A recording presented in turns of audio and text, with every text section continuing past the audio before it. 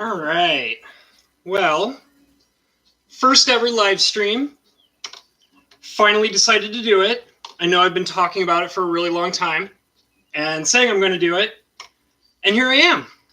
So, I decided that I'm going to be doing some painting.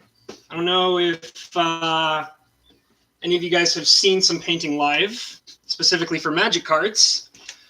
That's what I'm up to today. And I actually have selected a particular card that I want to work on because I have a whole theme going. I actually selected a collection of cards that I really want to paint for various different reasons.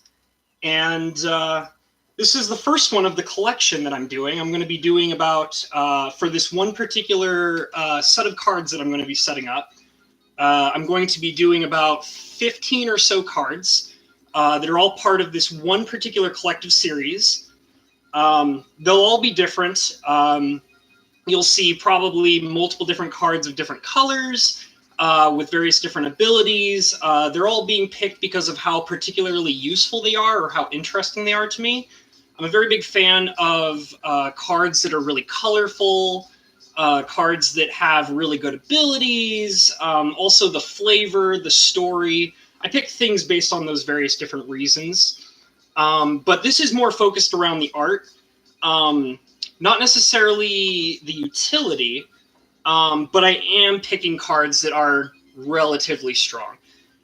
This one is one that I really like. It's the Core Sanctifiers from the Zendikar set.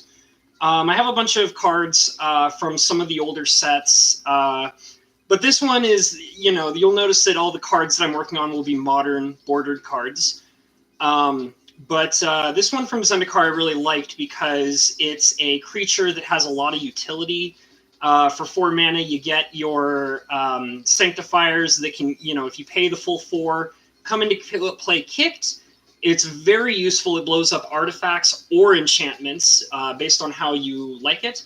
Normally, I would pick cards that have the ability to be, bounced or flickered for these kinds of abilities. But this one seems pretty reasonable considering it's 4 mana to get that ability.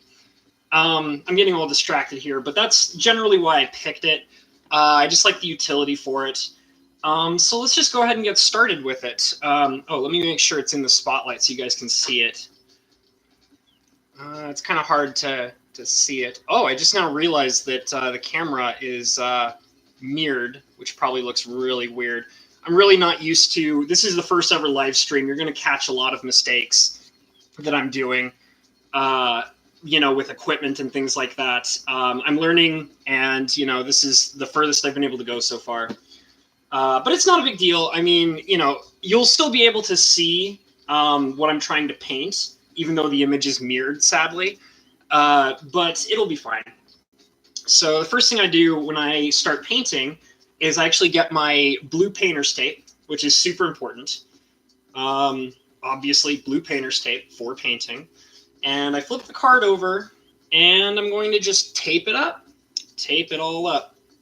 Make sure that it is... the reason why, for anybody who's never painted a Magic card before, the purpose of it is to make sure that you're not painting up the backside or the corners, which is a problem that sometimes occurs if you're not being extra careful. So I like to save myself some trouble and just go ahead and tape it up.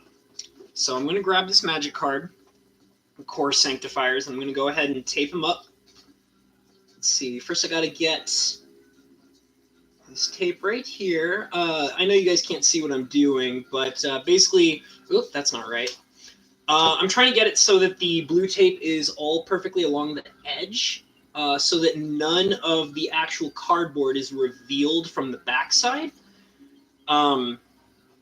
So it just makes it so that, what's nice is that it makes it so that it won't be likely to get onto the backs and the edges, and also gives me some space to paint over onto the tape without making a big mess.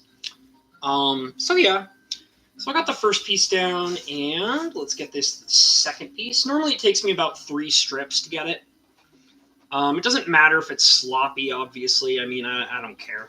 I mean, somebody else might nitpick it, but I sure as hell don't. So there. get that tape right there. Got to make sure I don't accidentally tear it too close. And I know, like, once again, you guys can't see what I'm doing, but you'll see it in just a second. I'll be able to show it off once it's all taped up. All right, and the last piece of tape, right on the back side, right there. That's a little close, but it'll probably be all right. And I mean, another good weapon in my arsenal of painting tools is a wet toothpick. And I mean, it won't matter right now, obviously, simply because obviously we haven't started any painting. But the wet toothpick is nice because it will allow you to scrape the edges when you accidentally paint too much over the sides, or you get like stuck paint on the lips or the back sides, on the corners and such like that. So wet toothpicks, they are your friends if you are into painting. All right, so I'm going to go ahead and I set up that toothpick right in the water. I got my brush. Oh, I need to grab my paper towel. Hold on a second. All right. I use a lot of the same tools over and over again. I have my painter's palette, and I did change out the paper on it, but because it was covered in paint from all the other paintings I've done. But generally, I'll use the same stuff over and over again, no matter how, gross and covered in color and paint it gets, simply because I'm using a lot of the same colors. And it's nice also to have those older paint stains on my palette, because it gives me a reference point when I'm comparing certain colors to older colors that I've used in the past. So here's my used napkin. It's very gross and covered in color. It's, been used a few times, and I don't mind using it a lot because, I just don't care. It's not something I care about. So now that I've got this guy all covered in tape, he's actually, it's kind of hard for me to see. Oh, it's over here. There we go. That's actually a good spot right there because that's where I'm primarily going to be working anyways. So I'm wetting my brush here. Yeah, see? It's kind of frazzled and gross. I actually do need to get some new paintbrushes pretty soon. I actually have a whole set of miniature paintbrushes specifically for this purpose. And the pack I got has about, I think, like 10 of them or something. And it's funny because it gives me this huge variety of paintbrushes of all sorts of varying sizes, and I only use 2 of them. So these are the 2 I use constantly. They're my favorites. As you can tell, I use them constantly because they're very frayed and frazzled. I have a third brush that I actually use every once in a while, but it's really small. It's for detailing, like teeny tiny little pinpoint kind of paintings and things like that. Just itty bitty teeny tiny details. So I actually don't use it too often unless I'm really working hard on getting a specific kind of detail out of something that I'm working on. So I don't think I'm going to need it. I might whip it out a little bit later, but not right now. We're just getting started. I'm talking a lot and not setting things up. So I'm grabbing my palette, and the first thing I like to do is, it's funny, if you're going to do painting, you probably actually need paint, which is not directly right in front of me. So I'm going to go ahead and step over to the side. I have actually a main painting table that I normally do stuff on. This is not my main painting table. This is what I decided is going to be my streaming painting table. So this is actually the very first time that I've used this table for this specific purpose. So something I'm going to show real quick, get these brushes out of the way, get them wet in the water. I actually don't use lots of different kinds of colors. I like to stick to primer colors. So you'll see my basic white, my yellow, my red, my blue, and of course the black. These are pretty much all the main colors I use. I actually have another color that I have been using more frequently, but it's only been very recent that I've started using it. In other words, I went for a long time, about a year, without ever having used this additional color. I've just primarily stayed towards the colors you're seeing in front of you right now, the white, yellow, red, blue, and black. But I recently, my stepmother, who is this amazing woman, um, she found out that when I started explaining to her that I was doing painting and things like that and how far I was taking it and how deep I was getting into it, she gave me a collection, this very awesome, well put together collection of painting tools. She gave me this huge, diverse collection of paints, which I don't use. And she gave me a whole bunch of paintbrushes. She even gave me an easel, and which I adore. I've only used my easel once to do an actual canvas painting, but because I primarily do card paintings, I don't get to utilize my easel as much. So basically, the point of this story of her giving me all these cool tools is she gave me a whole plethora of paints of all sorts of colors, not just the primer colors like I normally like here. But she gave me this Phthalo Green, it's called. And you'll notice it's in a very different kind of tube. The tube is actually made of a metal rather than a wonky little plastic like these acrylics here. And the thing is that this is the only paint that I've found myself using that my stepmother gave me. And the reason why is because the reason why I stick to primer colors is because you can take any of these colors and mix them in a huge variety of different ways. And they will all give you pretty much all the colors you need. Now, most of the colors I generally use come out of this collection. However, there are some colors that are much harder to achieve than others, simply because these particular, you'll notice like it's not just a regular white. Like this is a zinc mixing white, or this is a cadmium yellow, or this is a cadmium red, or this is an ultramarine. So the knowing that what those names are actually kind of really important, simply because you have to know that because of what kind of color they are, like it's not just a blue, it's an ultramarine blue. And that's important to know because there are certain colors I can't get because of that particular shade of color. So one of the issues that I ran into multiple times, and it was driving me absolutely insane, was I would have this this cadmium yellow and this ultramarine blue, and I would mix them, and I would get a green, right? You know, because yellow and blue make green.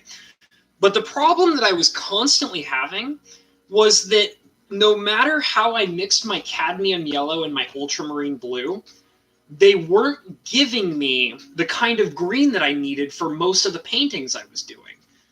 A lot of the time when I'm using like a green color, like obviously it would be fine if I was using, say, if I was trying to get like, say, a green for like most of the time when I would do a forest, for example, like if I was painting a forest card, a basic land forest, you would find that the green was fine. It would come out as this yellowish green, almost like an olive green sometimes. But the main issue that I was banging my head against, and it would drive me nuts, is that if I was painting something like, say, like an island card, I could never get what I would call a seafoam green. I would be able to get like, you know, like a bright yellowish green, an olive green, but I just couldn't get the seafoam green color. And it drove me nuts because every time I painted an island, you would see this like sickly green color in some of the paintings I would do for them, and it would never look right. It would be like too bright yellow or like an olivish green, and that's, you know, that's not the seafoam color. This Phthalo Green, which I'm showing right here, and if you look at the label, it's actually showing you the color that it creates right on the label. It gives me that seafoam green color that I needed so badly. I needed it really bad because every time I would try to do something with a seafoam green, which is prevalent in a lot of blue cards as well as island cards, it would just never work. And this fixed that problem. And I thank my stepmother for having provided that for me. That actually helped me out a lot. Um, so yeah. Anyways, I know that was a long story to get to a very relatively small point, but I just wanted to kind of share the tools that I'm doing before I actually jump into this. But other than that special green that I like to utilize, I primarily stick to primary colors, which, as I said, you can see right here in front of me. Because and the thing is too is I gotta say that there was an artist who actually inspired me to get into card painting. And one of the most interesting things she said is that if you can learn how to use primary colors to get all the colors you want and need for your painting, if you can learn how to do that on your own, you will have such a bigger appreciation for achieving those colors, and you'll find that you will also have a better understanding of how those colors work together and mesh together. So, and she inspired me, that person inspired me to paint. I'm not going to mention her name because I don't know if she wants publicity or not. She is another fellow YouTuber, but I don't think she makes videos anymore. So, but she did inspire me to get into this a long time. I started doing this about a year and a half ago. So, and I love it. I really do. So, enough wasting time. I'm going to get these colors out of the way. And once again, I'm going to put into view the card I'm about to work on. And the first thing I do, before I lay down any colors of any sort, I focus on my white and my black. The white and black is very important when you're first beginning to start a magic card painting because, hold on a sec, I'm going to have some coffee. I have some on the side here. Keeps me going. It keeps my my mouth and the words flowing out of it. Anyways, the white and black is what I always start with because the most important color to start with when you're painting magic cards is you need a gray color. It's very important because your gray color is going to allow you to paint on the card without having too much of a problem of the rest of the card showing through the paint. It also makes it so that you can blur words, cover over details that you don't want shown on the art. So that's pretty important. And I mean, it's just the basic, it's like having your primer to start painting on. So I'm setting it up here on my little palette, which, like I said, you guys can't see. And give me just a second. It's a little messy. All right, there we go. And I'm gonna get my black, my color black. I've always learned that it's best to start with a lot of white and very little black. Oh, hey, Serta! Hey, how's it going, dude? Hey, man, my twinsy. So I have my black here. It's just a small amount. I don't do a lot of it because I barely use it. I generally use most of it for starting with my gray color, but I use a lot of white. White is a major color that gets used a lot when I do painting, and it's I just use a lot of it mostly for starting the gray coloration. Which is going to cover up pretty much all the sides. The way that I'm doing this particular one now, if you've ever seen any of my other paintings, possibly whether I've shown them off somewhere or whatever, you'll notice that I generally like to do full extended arts. And this one is not going to be like that. It's, I'm going to actually try to keep in the text box here. Because the goal of this particular painting is not to have somebody memorize what the card is and then paint over it, but to actually make it so it's more playable so that everybody can read it properly. So this is going to be a pretty simplistic style of doing what I'm doing. So I'm just basically going to be focusing on the borders around the text boxes. So I'll probably be extending the art out to the borders over here, along all the sides. I'm going to be keeping all the text box information as well as the main focus of the art as well. And let's see here. I'm still mixing my paints. It's nice to see Serta in here. I bet you would have never expected that I was going to be actually streaming for once, huh? I keep talking and talking about it, but I never actually do it. And today's the day where I decided, I'm feeling it. Let's actually jump into this. Let's get something started for once. Another hint, another tip that I've learned is that when you're making your gray color for your primer to paint on, you don't want it to make it too dark, which is really important. Because if you make it too dark, your colors are going to have a hard time showing through that you're painting over. And that's not fun, because it'll hinder like your bright colors. Like if you're using pinks or yellows, they're going to fade in with the gray coloration, and you don't want that. Like if it's too dark. So I'm just kind of mixing it here. Let me show you what I'm working on. Here's my paint palette, and that's my gray up at the top. I just now finished making it. So I'm using my big brush, my biggest of my little brushes. And I'm going to be starting right now. Let me get this. I have a little lamp over here, and I thought I would need it, but it doesn't seem like I really need it that much. So I'm going to go ahead and, you know what? Considering how I'm trying to do these borders, I think what I'm going to do is I'm actually going to start with a smaller brush. I think that's probably the safer bet. So I'm wetting the brush, and this is my little one. This is my favorite of my little brushes. I use it all the time. Like I said, it's very frayed. But it'll do fine for now. It's just, you know. So that's my brush, and I'm gonna go ahead and start it right here, like so.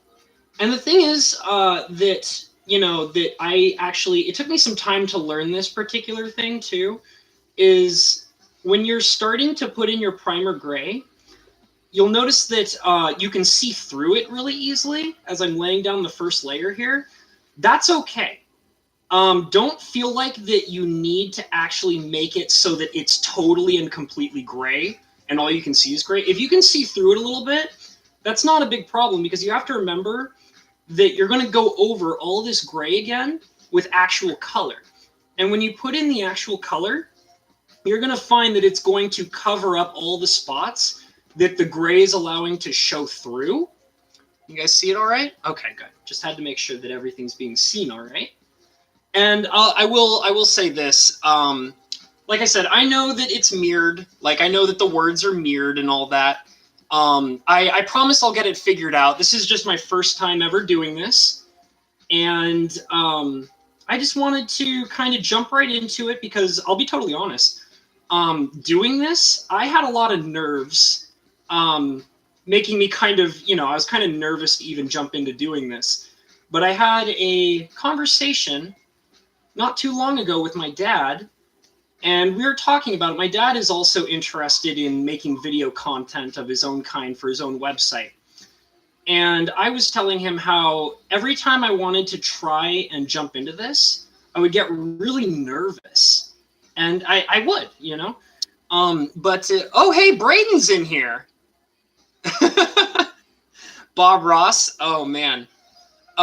Hey guys, it's good to see you in here. God, I wish I could be like Bob Ross.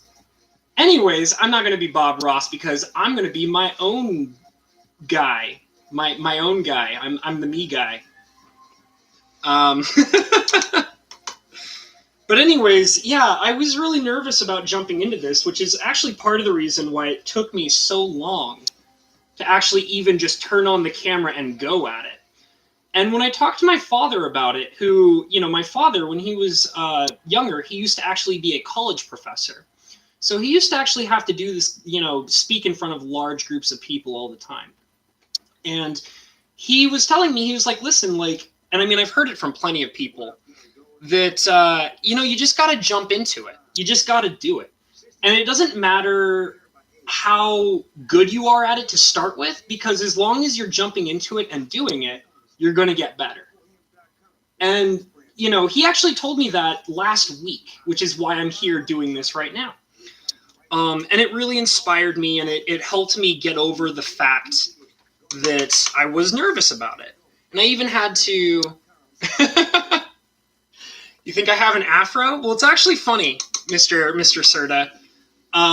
My hair is very, very poofy, and you can't tell right now because I actually just got a haircut. It was so poofy right before I got my haircut. Like, actually, people I care about, they call it my explodafro. So, because it looks like my hair is just popping off my skull because it's so poofy. And it was driving me nuts because we just had a heat wave come through, and I was just sweating constantly because it was so freaking hot. And so I just had my stepmother, who's a great hair cutter. She's a great, amazing person who does all sorts of things. And she's just like, I'm just going to chop all your hair off. And I was like, that sounds awesome. And so now I don't have to worry about my giant explodafro taking over the entire world. So yeah. So let me kind of go back to what I've been doing so far. I know I've probably explained it a little bit already, but let me just go over it. So I'm still filling in the borders here on this card for the course. It's for anybody who hasn't seen it already, it's Core Sanctifiers. It's a 3-mana 2/3 Core Cleric. This is from Zendikar, the first set of the Zendikar block. And it has a 1-white kicker that says, if you kick this creature when it enters the battlefield, you may destroy an artifact or an enchantment. Hey, Rebecca in the house. How you doing, girl? Damn. Have you, I heard well, I mean, obviously I've heard because you've mentioned it multiple times, but how's the whole wedding getting going? You getting that all set up? Hope it's working out for you, girl. That Mr. Ashed, he is an amazing man. You treat him right, or I'll come over there and I'll beat you up. You got it? So, going back to what I was talking about, I'm sorry, I keep getting distracted by all the cool people that are hanging out in my chat room. So basically, I'm going over these borders. I am doing an extended art, but I'm also trying to keep all the text boxes together. And that's a big deal for me simply because for anybody who might have seen my art in the past, a lot of the time I actually like to do full cover arts where I basically just cover up everything. Like there's little to no text to read whatsoever because I cover everything up. And I mean, that's because when I do that, it's a lot of the time because I'm picking pieces based on their art, and I want to show off the art more so by extending it out as far as I possibly can. To kind of, you know, it's about a visual experience when I do that kind of stuff. It's not about what the card is. It's about what you're seeing from the card. It's, you know, because a lot of Magic players, you get it fitted tomorrow? I'm excited. You better send me a picture, girl. You better send it to me. You hit me up on Discord. Show me off that beautiful dress of yours. Anyways, a lot of the time when I'm painting cards, it's because I'm trying to show off the art. So when I'm doing that, I'm not so focused on what the card actually does because, I mean, a lot of good Magic players have the cards memorized anyways. So it's not about its playability. It's about how it looks and how attractive it looks. However, I'm actually, so for all of you who are in here hanging out, okay, I expect it, Rebecca. You better show it off. For all you people hanging out in here, you probably missed the first 15 or so minutes of what I was saying, which is I'm actually working on a collection of cards. I've picked out 15 cards to paint and make pretty. And this is the first of the 15 cards that I'm working on. And I do have an ulterior motive of what these cards are going to be used for. But an important part of what they're going, of, you know, me painting these is that they need to be able to be read clearly. So I'm not going to be doing the classic art style that I normally like to do. Because I want people to be able to play with these and read them. That's important to what I'm doing. So they're not going to be extended all the way out. And there's going to be a whole collection of them for a secret, nefarious purpose. That's right, it's secret. So don't tell anybody. Don't tell anybody the secret that I won't tell anybody. That whole secret, the one that I'm not telling you. Keep it to yourselves. Uh, so yeah, so basically now what I've done is I've actually extended the border all around. So it's got a here. Let me bring it a little closer to the camera so you might be able to see a little better. And once again, I'm sorry it's mirrored. But I assure you, it's definitely a core sanctifiers in mirror writing. So now that I've actually set that up, I'm actually going to hit it with a second coat. And I'm going back from where I started because since I'm using acrylics, what's really nice about using acrylic is that they dry really quick. So I don't have to stop and wait for it to dry. I have worked with oils before, but I found that for this particular kind of work, acrylic generally does the best because you can go over it quickly, you can fix your mistakes really easily, and with oil painting, that's not as easy to do. So I'm giving it a second coat here just to really kind of put it in and, make it so that the other colors, when I actually start using color, will stand out more.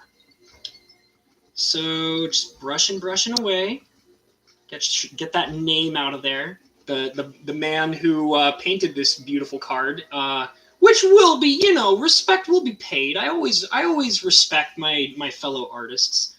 But I'm gonna go ahead and get rid of that name because that's how I roll.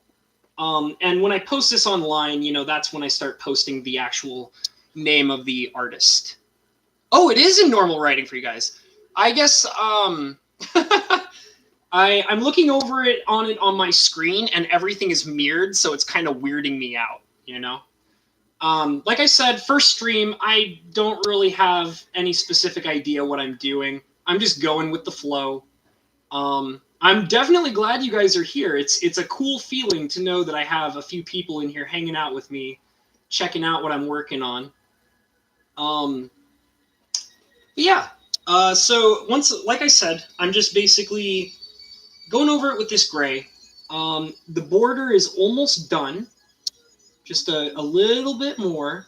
And then I'm going to start dipping into some color here. I think what I've got to do, now that I'm getting a good look at it, I'm starting to see that there's a bit of a border here. It's very thin. It's the classic, black line that you see, with all borders on here. It's this little teeny tiny line.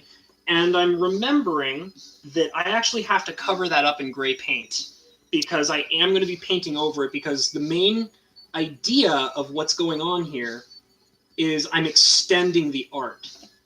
So it's got to look a lot more natural, which means I do have to cover up this teeny tiny little border here. And, the thing that's also nice about this is that I'm actually making a teeny tiny mess on the main piece of art. But that's not a big deal because I know I'm going to go over it with color. And when the colors all mesh, you're not even going to notice that there was a mess there at all. So you just kind of got to cover it up now. Get that border out of the way. See, that looks a lot nicer. And now I'm going to continue on to what I was doing, which is going back over this layer again. Let me get another dip in my water here because my paintbrush is drying out.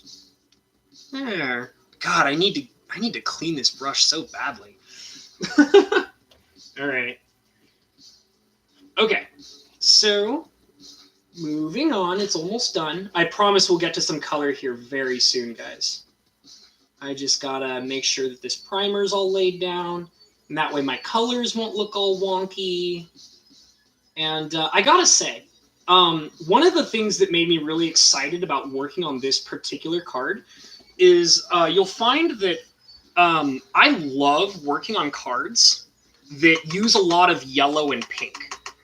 And the thing is my two favorite colors are actually yellow and pink. I love them. I love bright, exciting colors. And I mean, I love other bright colors as well.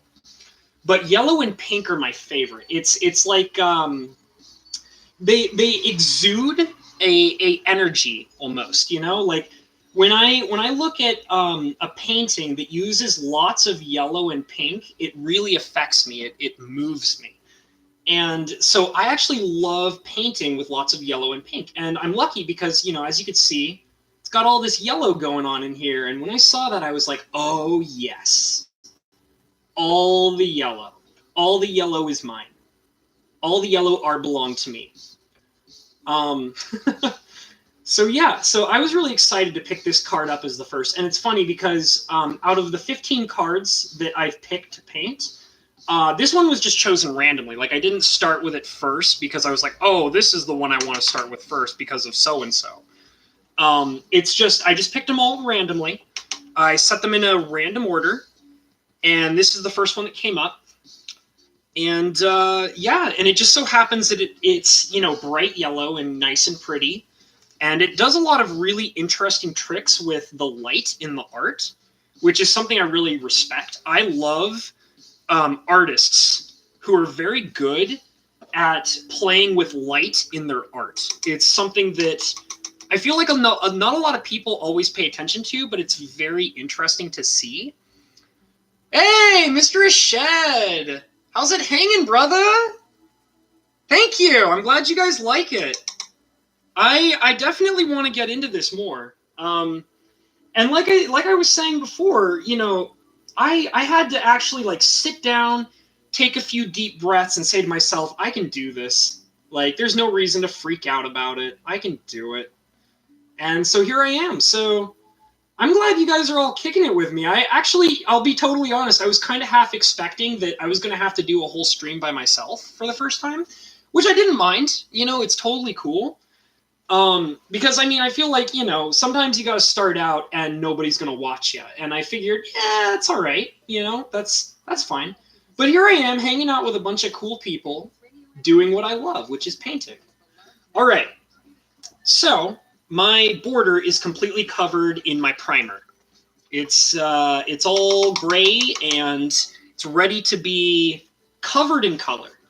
So I'm going to pull out my colors. And like I said, since you guys weren't here early, aw, Rebecca, you're so cool. I love you, girl. Anyways, so I know you guys weren't here in the first 15 minutes. I actually explained a lot of weird things about color and how I do things. So I'll just go over it really quick again. So first of all, the way to start it is when I first started painting, the reason why I got into it is that there was a YouTuber who I'm not going to mention her because she actually stopped making YouTube videos, and I don't think she's really interested in doing it anymore. I got that impression from her, so I'm not going to bring up her name, but she actually inspired me to start painting. And she actually taught me a lot of the rules that I know now. And a lot of the things I know also I've learned along the way. But one of the really interesting things that she taught me that I loved is she taught me to use prime colors. So what you see here are just red, blue, and yellow. And these are the three colors I work with. I do actually have more variety in paint. But this is what I use, and this is what I start with. And this is how I like to base everything that I'm doing off of. Every color that you'll see me work with are generally built from these three colors by themselves. The only catch on that is that I actually had an issue with green. And actually, I can get the green that I usually use a lot. I can get from these two colors, and that's usually using like a grass type of green, or a a grass type of green, or an olive green. So when I use these two colors together, those are the kinds of greens I get, or varying shades of those particular colors. I would describe it as being a very yellow-oriented green. And the thing is that although I love this ultramarine blue, it doesn't do one particular thing that I need in color, and that really bugs me. And that one particular thing in color that I need is it doesn't give me the seafoam green color. So, and that's a big deal because unless you're looking out for it, you might not notice it. But most blue cards, like island cards and also other blue cards, blue creatures, blue enchantments, any blue card uses a lot of the seafoam green color. And when you don't have the ability to make that color, it's really hard to do what you want to do with your painting. So eventually my stepmother gave me a whole bunch of paints, and I found myself using this green right here, which is called a Phthalo green. And the Phthalo green is very much like a seafoam kind of seaweed color green. And so I use it a lot only on blue cards. I mean, I've used it for other things too, but blue cards are primarily what I use it for. And but other than that, these are the three colors you're going to be watching me use all the time. So let me get back to actual painting. I'm sorry, guys. I just thought I'd explain that a little more because, you know, it was a big deal to me when I was really getting into it. So I'm going to put some yellow on my palette. Just a little bit of yellow. Not very much. And let me bring the focus back over here.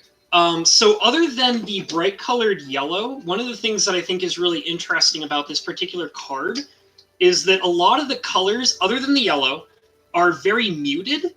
And I think that's to represent how the core are depicted in the art. They're very pale.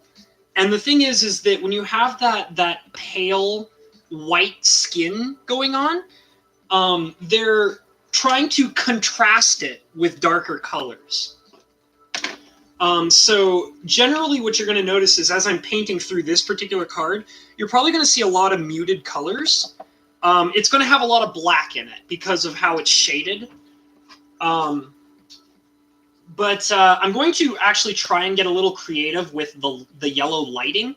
I'm going to see if I can kind of, like, I'm noticing one of the things that's really interesting to me about this particular piece of art is that you can see that as they're breaking whatever this is, it's probably some kind of artifact or something, sparks are shooting out of it. You can see that they're dropping some kind of liquid on it, and the liquid is causing the artifact to basically explode. So you can see, like, you can see this yellow liquid in the background. You can see the yellow liquid coming out of the pot up here. And you can see the yellow liquid spraying in sparks off of the artifact, which is causing it to be destroyed. So with that knowledge, based on what they're trying to depict in the art, I think that it would look interesting to show sparks shooting off in various different directions, maybe the yellow liquid as well. So you'll probably see that I'm going to work on some lighting in various different spots, probably the corners, probably not so much up at the top here, but more towards the bottom, just to give it a little more character and a little more intrigue when you're looking at the card itself. So I'm putting my paints aside. Give me just a second here. Okay, so the first thing I think I want to work on, and this is kind of tough, I'm going to actually turn on my light here for just a second. I was noticing that my light was kind of messing with how easily you can see the card, so I probably won't have it on for very long. But I do need it on just for a second so I can get a good idea of what kind of colors are going on here. So I'm seeing a lot of brown, very dark shaded brown, very muted. So it's more like a shade that's being contrasted by the light. So that means that, let me turn this off again because I don't need it now. So that means that I'm going to basically make a brown that's focused on black. Give me just a second. My paintbrush is all messy here. So I got to get the, keep water around. Water is your friend. Gets all the mixed colors off of your brush, even if you're, you guys know what I'm talking about. So I'm going to try and get this muted brown. And the way that you get the brown going here, let me go ahead and show you guys what I'm doing here. Let's see. You can kind of just barely see the palette here.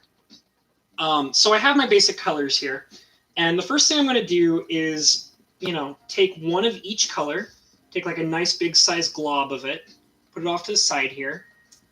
And then I'm going to wet my brush to get that red off. Okay. And then I'm going to take some of this yellow and throw that in there. I'm going to make a big mess. like right here. This is my nice little paint mess that I'm setting up. Okay, so I got the yellow in there. And then I'm going to bring in the blue. Yeah, I'm using all of them. I mean, I figure you guys understand why, but in case you're not sure why, the reason why is because if you want to get a nice shade of brown, you got to mix all your colors together. That's the only way you're going to be able to do it. And the thing is, it's also really nice is that normally when I use a brown color, I have to lighten it a lot. That's a big deal. So generally when I'm making a brown, you have to mix a lot of white into it because a lot of the time I use brown for like trees and things like that. And normally trees are not this particular shade of brown. It's too dark.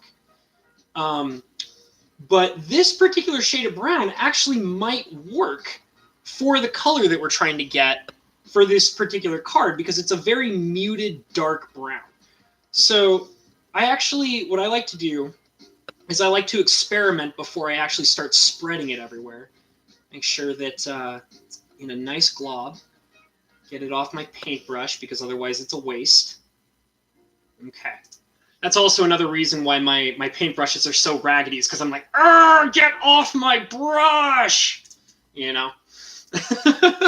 So my brushes get pretty raggedy because I abuse them. I beat them on the regular, you know?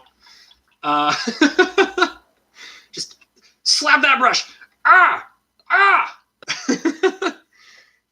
Give me my brown. Okay. So I'm going to bring the card back up here. And let me get this off of here. So you guys saw the brown. So the card's back up.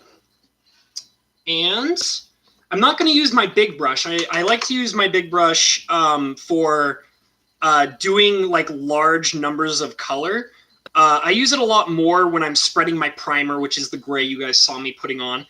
And I also use it for, if it's like, I don't know, sometimes if I'm using like a land will, like if I'm painting a land card, I'll frequently pick the most prominent color and I'll just spread it everywhere, absolutely everywhere. And then what I do is to fill in the details, I'll change in the shading based on the colorations and all that.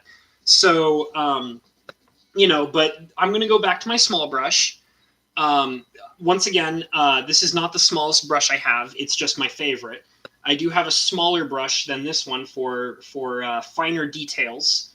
For example, the Dark Ritual that I painted for Rebecca required a lot of usage of my teeny tiny brush because that particular card had so many itty bitty details, like teeny tiny details, that I just had to, I had to pinpoint a lot of things.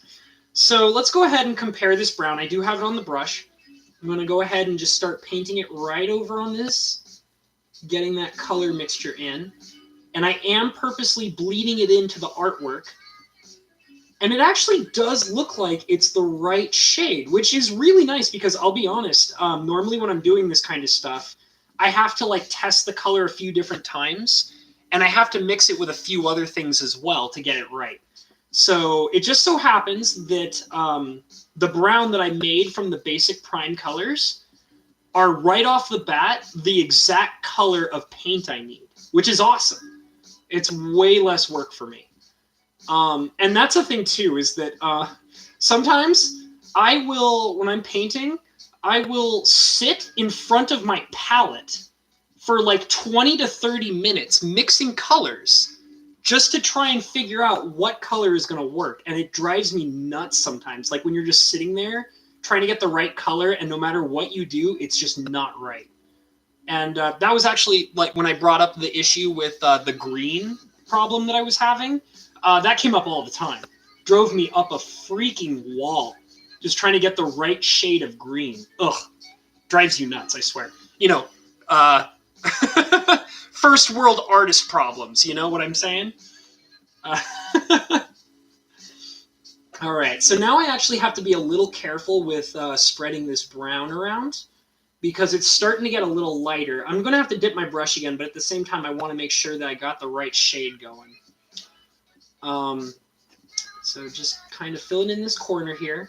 And like I said, it's the right color, so I'm going to just keep working with it. I might, one thing that I'm thinking that I'll probably do though, is I'll check it with the light in a little while to see if it really is the right shade of brown. Um, it looks a little lighter than it should be, which is all right. I can fix that. What I'll probably be doing to change that up is I'll probably add some black. The black will help darken it, but also when you're doing it right, it'll give you a darker shade without actually blackening the color of the paint. And that's another interesting trick that I learned through practice, which is yes, you can take certain colors and mix them together to get like a different shade, but sometimes it's not that easy. And you'll find that one of the tricks you can do is you can get a shade that is not quite right, but it's really close. And then you can add in a top layer of color of like black or white or whatever color it is you need. And applying a very thin layer of that color will actually change the hue of the color you're trying to get. And that was something that it took me a long time to learn that, actually. I had to do it by accident a few times to actually understand how it worked. Like I said, you're watching a person who learned how to paint in a year and a half. Like this is my knowledge of a year and a half's worth of work. So I mean, don't take it as everything that it should be, but I like to think that I generally know what I'm doing. So, and the thing is too is like I originally picked this up as a stress relieving hobby. I was when I first started painting, I was actually very stressed out on a regular basis, and I needed something to take my mind off of all the stress I was dealing with at that time. And I knew that I wanted what happened was this was also during a time when Magic the Gathering, like it was a combination of work related stress as well as hobby related stress. And some of you who have actually talked with me a few times probably know that I have a lot of problems with how Magic the Gathering is currently. I'm very vocal about it in various different places. And but the thing is that despite the fact that I get very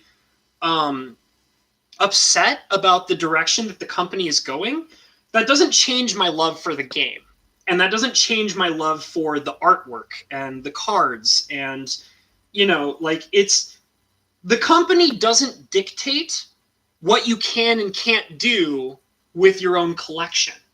And I feel like that's a very important thing that a lot of people sometimes forget, is that, you can still love the game and enjoy it for what it is without having to be a part of what it is now. No fun, only profit? Why buy our money? Buy our money! Why are you not buying our pseudo currency? The one that the one that curls all the time. Yeah, it's not a bug if you know about it. If you know about it, it's a feature. They're meant to curl. Anyways, but yeah, when I was going through that time in my life, I was really stressed out about my work and my hobbies. And I decided at that time that I had so many Magic cards that I didn't want to sell or get rid of. But I wanted something constructive to do with cards that I don't use for anything, And when I started looking into it, I realized, well, altering art is a pretty popular thing to do. I feel like it's gotten more and more popular as the game has gotten more and more popular over the last decade. And I was like, this is what I want to do. I want to take a hobby that is currently stressing me out and using it in a way that relieves stress. And that is what I managed to achieve when I started doing this. It significantly, one of the things is that when I started getting into painting, I learned that I was able to relax a lot more. It was very relaxing to just get lost in an idea or an image, or the process of painting, like getting the color you want, replicating the image that you want. It was something that I found that it was something that I never realized that I really wanted to do until I started actually doing it. And it changed a lot how I thought about playing the game and thinking about the game. And, it was just a big deal to me. And it still is. I will admit that, sometimes I don't want to paint and I will just stop. Like, it wasn't too long ago that I had stopped painting for a long period of time. And then Rebecca was like, I want a dark ritual. She didn't say it like that, but Rebecca's really cool. She was interested in helping me out by giving me a card for my cube, and that I already had in my cube. But the difference is that the version she had was a rare foil that I did not have, and she offered it to me for free. And I was like, "You're so nice to offer me this very rare foil card for free that I don't want to take it from you for free." So I decided to, I asked her, well, like, what's your favorite card? And she was like, well, one of my favorite cards is Dark Ritual. And she actually sent me the card that I wanted alongside of the Dark Ritual that she wanted me to paint for her. And when I had started working on that Dark Ritual, I had actually not painted in about, I think, like 2 months. Like, I had taken a really long break from painting. And I'm actually going to change up some things real quick. So I'm going to interrupt this story real quick because I'm going to start making my yellow, which is going to be it's probably going to be more complicated than setting up this brown that I have going right now. Because it's this yellow is very bright. It's more like a white yellow. Let me get a look at it here. Yeah, so I'm probably going to be doing what's called like an eggshell yellow. So that's going to take me a little bit of time to get it set up just right. A lot of experimenting and such. Okay. Well, anyways, let me continue on.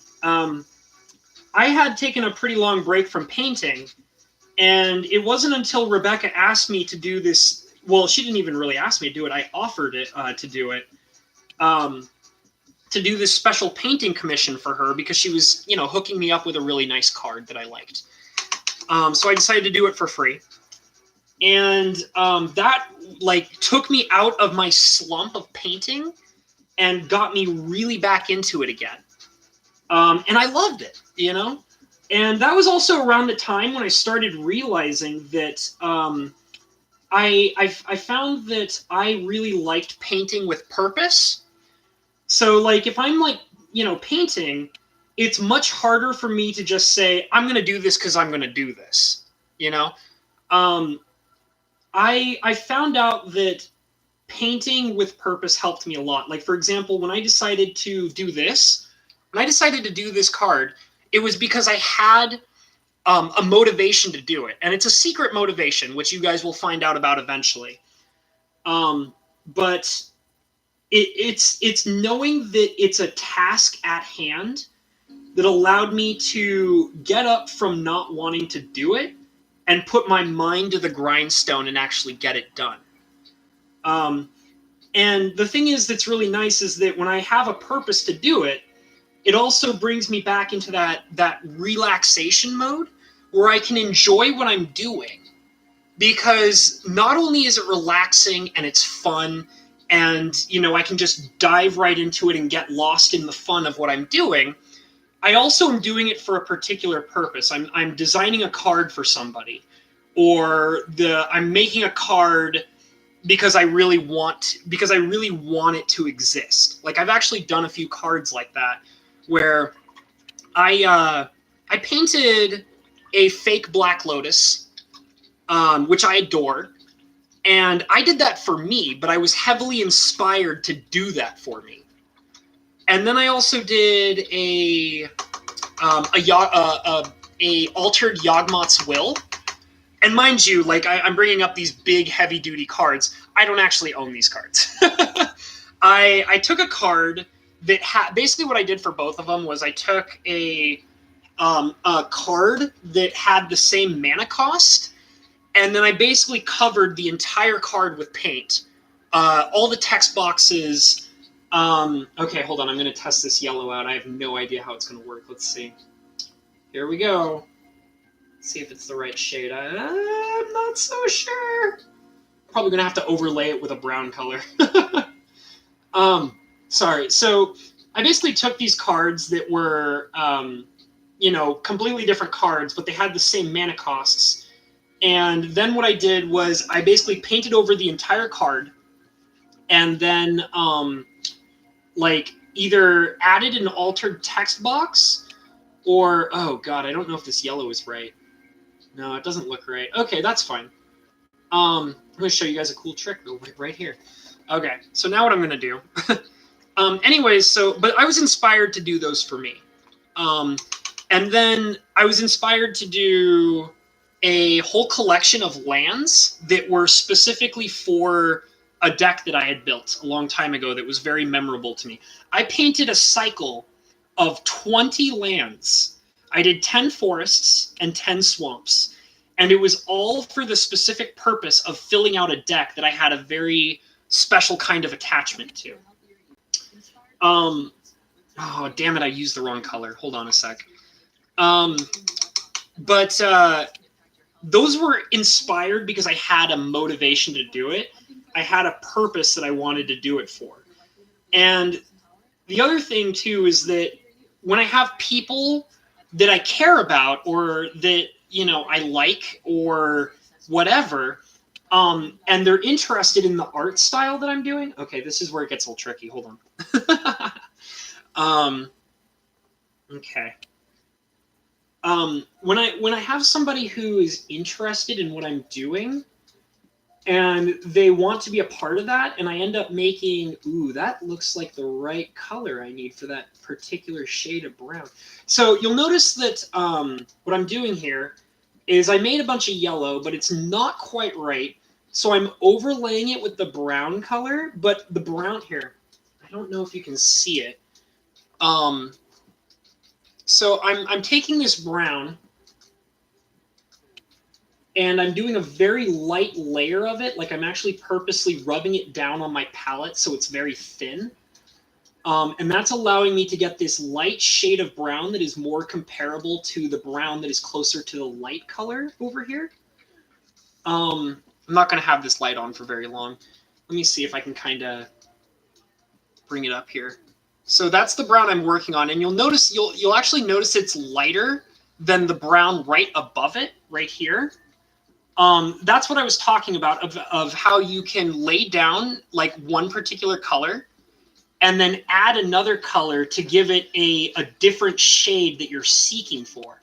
So I didn't have to directly mix the paints together. I just had to lay down one layer, realize it wasn't quite right, and then lay down another layer of a completely different color to give me the shade that I actually really want. So this is actually working quite well right here. That if you can kind of see it, it's a little tough to see, but that's what I'm doing. Let me turn this light off again because it's kind of got a lot of glare to it. So I'm laying down the brown, and cover it up right there. And I will actually add just like maybe a little bit more yellow, just to kind of keep that shade going that I got over here. But anyways, I found that I generally get more motivated for painting and things like that when I have a direct purpose for it. Like I'm inspired by a piece of art or an idea or a person. For example, most of my artwork has come from me because I was inspired to do it for a particular person. and that gets me motivated to work on it. So yeah, that's just how it is. It's, you know, it's just how I work. And hold on, I think this is too much paint. Get that thin layer going. There, that looks really nice. That looks pretty good. Looks pretty good. And for anybody that's curious, I will have I will do a couple of things. First of all, for anybody who doesn't already know, there are a few people who do. I keep all my art on a DeviantArt page. I have some of it on my Facebook as well, so you can find it there if you really want to. But I keep most of my artwork on a DeviantArt webpage. So you'll definitely be able to see all these pieces on there if you want to see like the full version in a better resolution. Or you can just come here and hang out and watch me paint. All right. So now I'm going to, let's see. I'm trying to figure out. So the best way to contrast this is, I think what I'm going to do is I'm going to do the trick with the yellow that I've been doing. And I'm going to bring it all the way down to about maybe here is what I'm thinking. I'll extend, I'll probably do a layer of yellow all the way down to halfway through the text box about here. And then cover it with this light brown to get that lighter shade going on. And then what I'll do is, So now the problem is that I have to figure out is whether or not I actually want to use the yellow liquid that's spraying out up here and present it down here. And if so, if I do that, how much do I want to do it? Like, how much of it do I want down there? And also another thing is I have to consider extending the bodies of the core down to here. So I'm probably going to have to draw some, like, this will probably actually require me to bring out my smaller paintbrush to get the finer details in. It's literally, like, not even joking. This other paintbrush that I use for doing this stuff, it's like a pinpoint. Like, not even joking. It's like the head of a needle. So it's very tiny, but I love it. It's probably, you know, I don't use it very often, but I do love it. I do enjoy using it. But the thing is, too, is when I do it, it really does a lot of work on my eyes. So the more detailed I get, the more strain I put on my eyes, which is generally why I only do these about once a day. Sometimes I'll try and do it twice a day, and that's really pushing it. But anyways, let's get back into this eggshell yellow here. This bright yellow that I'm working on. And it's going to be for the purpose of getting that lighter brown color that's contrasting the light. And I'll go over it with the brown, but then what I'm also going to do is I'm going to be shooting sparks from the sides. Like, this is supposed to look like it's misting over. So I'll probably have some, like, sparks and stuff shooting out just to get that really cool, like, oh, I'm destroying this artifact appearance, you know? You want to draw attention to that, that's for sure. So bring it over back to this side as well. Get that eggshell going. There we go. Nice and easy. One of the things, too, that's really tough is you're trying to make sure that you feel like a little kid with a drawing book, like a coloring book, and you're like, I gotta stay in the lines, and that is a big deal. But there's also a tool for that. You know, if you start realizing that your colors are meshing into your lines, and you don't want that, like, you want to try your best to not do that. But if it happens, it's actually not that big of a deal. There's a tool for that. And this amazing, amazing tool that does that is our good friend, Mr. Wet Toothpick. The Mr. Wet Toothpick is your best friend when you're trying really hard to stay within the lines. But the thing is, too, is that you don't want to jump into using Mr. Toothpick until you feel a lot more comfortable with doing the actual artwork in the first place. So, like, you want to kind of finish, like, all the details and stuff like that, and then you're going to go at it with the toothpick to kind of, it's basically like your paintbrush eraser, you know? You want to go over it after you've done all the work, and then you're just trying to, you know, smooth out all the details and things like that. So I'm wetting my brush here. I think that looks about right. Here's how I do it sometimes, is I kind of try to line up these two. So as you can see, the two yellows are fairly lined up, and that's about where I want it, because that's where I want that lighter shade of brown to end. And then when it gets lower, it'll be much, much darker. I might even add some like heavy black color, just to kind of give you a contrast of like the darker floor. You know what I'm saying? So now I'm going to go at it with the brown. Back to the brown. Lots of yellow and brown in this painting. All right. So I'm going to hit this brown. Oh, wait, it's too much. Too much, too much, too much. Okay, let's take a look at it now. Yeah, get that light color. And the thing is, too, is that you can wipe off some of the color onto your palette. And you can add a little bit of extra water, and that'll also basically lighten up the overall color of what you're trying to get.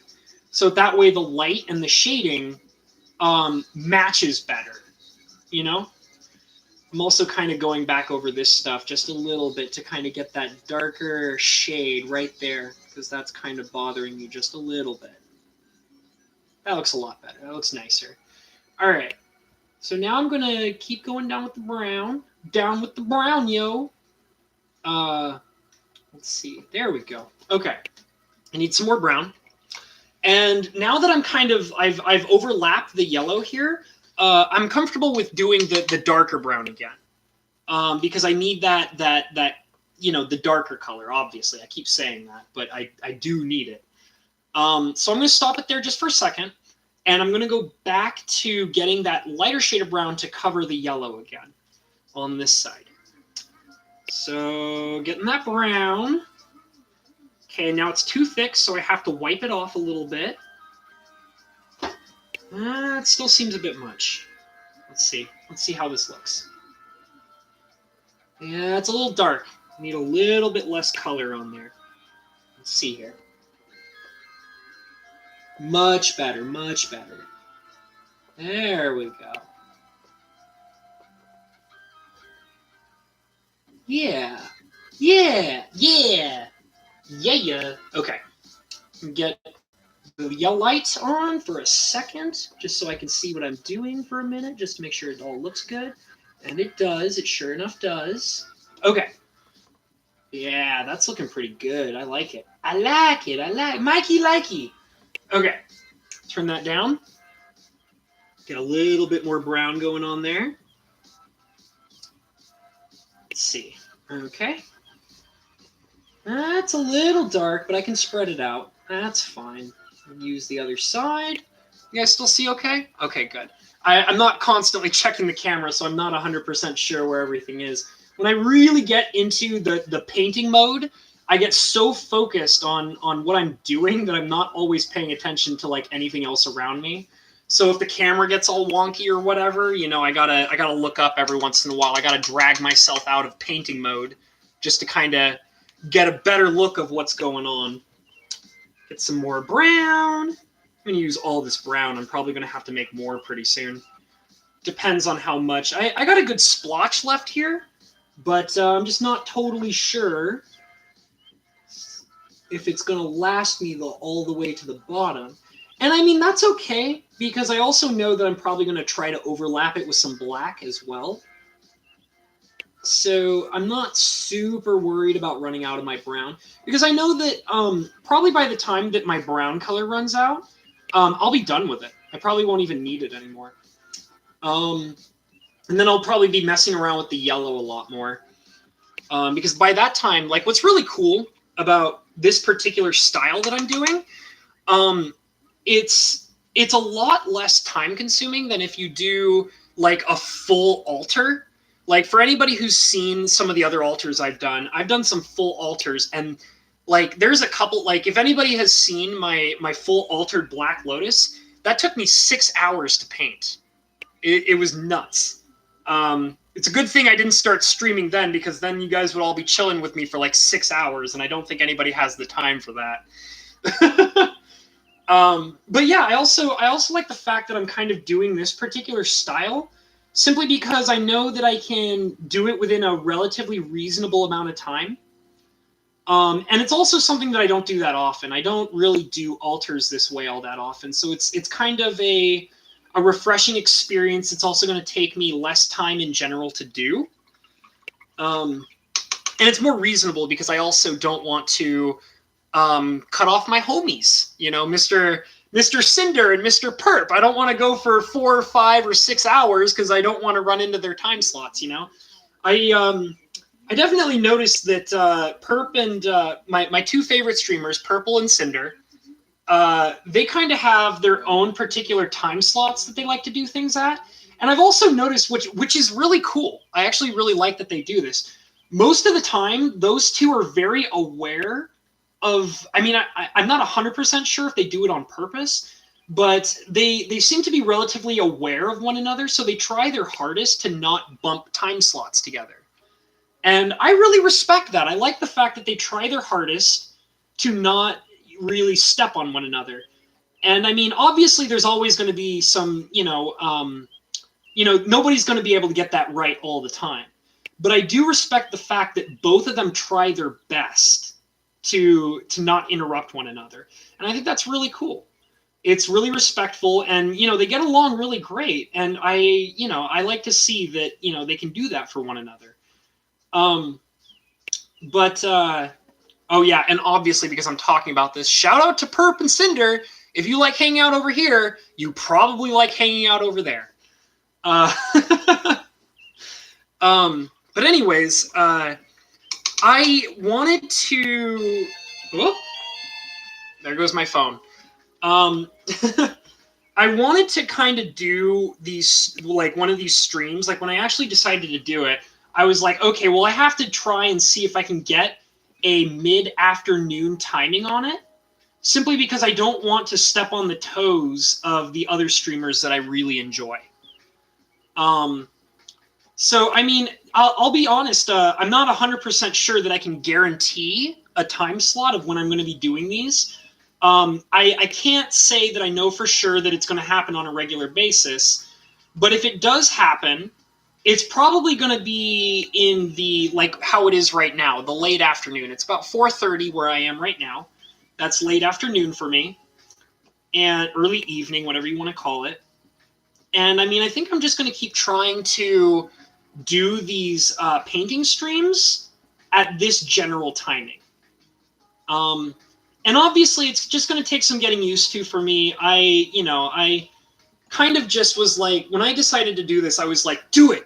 Just do it. Stop, stop messing around. Stop, being ridiculous and telling yourself that you can't do this, I mean, I never told myself that I couldn't do it, but I sometimes get like a little nervous with these kinds of things. And I was just putting it off and putting it off and putting it off. And I finally decided, you know what? I am so tired of making excuses and putting it off all the time. I just got to do it. And that's why I decided to be here today, right in front of you guys, doing this. And I'll be honest, I mean, I'm having a great time. I love knowing that, you guys are coming out here and hanging out with me. And I didn't expect, like, I mean, I know there's only 3 of you in here. But I'll be totally straight up with you guys. I had no idea that even 3 people would show up to this. Like, this is pretty cool. And I mean, that makes me pretty happy. That makes me feel a lot more confident in what I'm trying to do here. And I mean, it's always that you gotta start somewhere, right? You gotta start somewhere. If you want to do it, you gotta do it. Like, it's not, like, oh, I need this or oh, I need that. Like, I actually spent a month. Like, what you see right here, right now, I spent a month trying to set this up. Like, the camera that you guys are watching this through, I bought it specifically for doing this. I bought a microphone, specifically for this. And I just did it like, I bought all this stuff just to do this. And then I was, like, realizing that, I'm spending all this time trying to, like, set this stuff up. But what I'm actually doing is putting it off. I'm making excuses. Oh, I can't, do this unless I have this. and I can't do that unless I have that, and I can't do this if I, don't know how to do this, and blah, blah, blah, blah, blah, blah, blah. And I just realized, I just got to do it, Just, there's something I love saying to people all the time. And that thing that I love saying to people is follow your dreams, just follow them. Just follow your dreams, as long as you're not, harming other people in the process, like just follow your dreams, do what you love, and don't make excuses, just do it. And it came to a point, which I came to this point today where I had to start saying to myself, you know what? I have to follow my own advice. Just do it, Okay, so let me take a break from my ramblings about following your dreams, and let's take a look at what we got going on here. So I've obviously covered the entire thing in brown, and I've managed to. Sorry, I got to turn the light on. I know the glare sucks. Let me bring it up a little closer to the camera so you guys can get a better angle of what's going on. Yeah. Oh, not quite. Almost. Oh, now I'm blocking the light. Okay. So as you can see here and here, I have this lighter color going on. It's very obvious. Like I can see it in the camera from my angle. It's very light over here, which is what I wanted. And it's also light over here, which is part of it. But it's much, much darker down here, which is exactly what I'm going for. So, but it's not quite dark enough. So what I think I'm going to do is I'm going to probably add a layer of black right at the bottom here. Like it won't be like, you're going to notice it's kind of hard to explain. I'm adding black, and most people think, well, when you add black to like paintings like this, the problem you have to worry about is that then you turn whatever you're working on black. So, and that was an issue I had before, but I actually learned that you can get different shades of the black by doing really light layers. Like you have to, you have to wet your brush very thoroughly first. Then you dip it in the black color that you're using. And then you're going to want to take your brush and circle it around in your fingers in the sense of like here, I would basically take my brush and I would cover it in black, and then I would do this on my palette. And that's going to basically get most of the black coloration off of the paintbrush, but it's going to leave just a little bit for the purpose of getting a darker shade without completely eclipsing the main color that you're trying to achieve. So that's what I'm going to do. I'm going to turn this, well, actually, let me see if I can get a lighter color. Can you guys still see all right? Is the glare bad? Looks like it's all right. From my perspective, it looks all right. If the glare is really bad, you guys can just speak up and let me know that it's, it's really bad. But I feel like the text box, which is nearly impossible to read right now, is not really a big deal. And I can clearly see that you guys can probably see the paint, which is what's really important. So I'm going to keep this light on so I can see what I'm doing because it's getting a little darker in my room. But if it bothers anybody, let me know. I'll change it, okay? Until then, I'm just going to assume that everything's okay. So I'm going to wet my brush. That's the important part first. I'm going to hit up this black, which is kind of dried out just a little bit because I haven't used it in a while. And now I'm going to, here, I'll go ahead and show you what I'm doing. I got it in black, and now what I'm doing is I'm spreading it along the sides. So that way the layer of black that I'm actually using is very, very light. It's very light. There we go. Okay, so I think that's probably good enough. So we're going to start with a small little test here. I'm going to do it way at the bottom. And the secret is that also when you're doing it, is that the drier the layer, the better it is to spread across without ruining the shade you're trying to get, if that makes sense.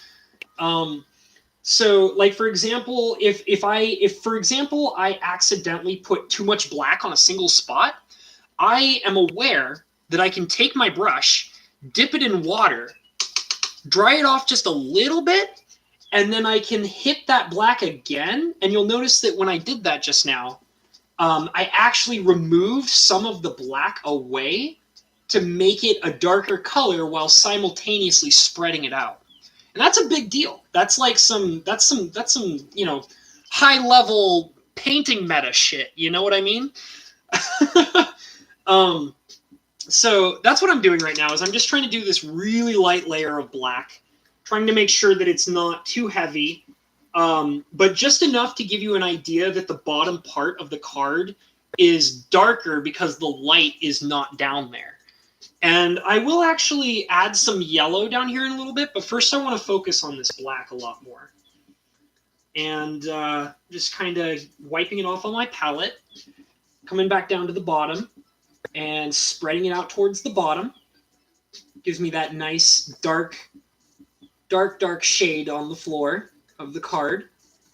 Right there. And I am also going to add it a little more closely to this number box, because the number box is a little lighter than I want it to be. So, well, not the number box itself, but the border around the number box. It's really light. I can see some gray from when I first...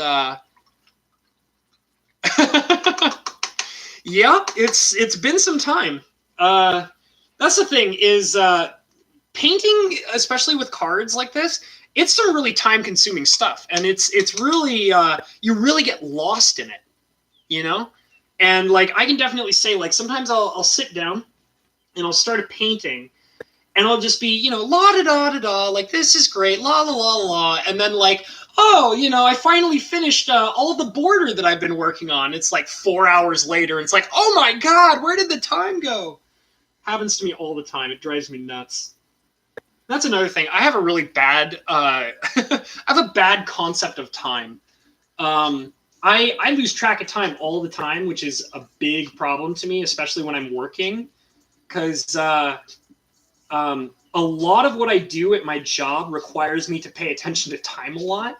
So, I mean, I have to use my cell phone with like all sorts of reminders and alarms and timers and things like that, just for the purpose of reminding me of what the hell I'm supposed to be doing. Because let me tell you, so for anybody who doesn't already know, I'm a cook. I cook at a retirement facility, you know, an elderly care facility. And I'm one of the head chefs there.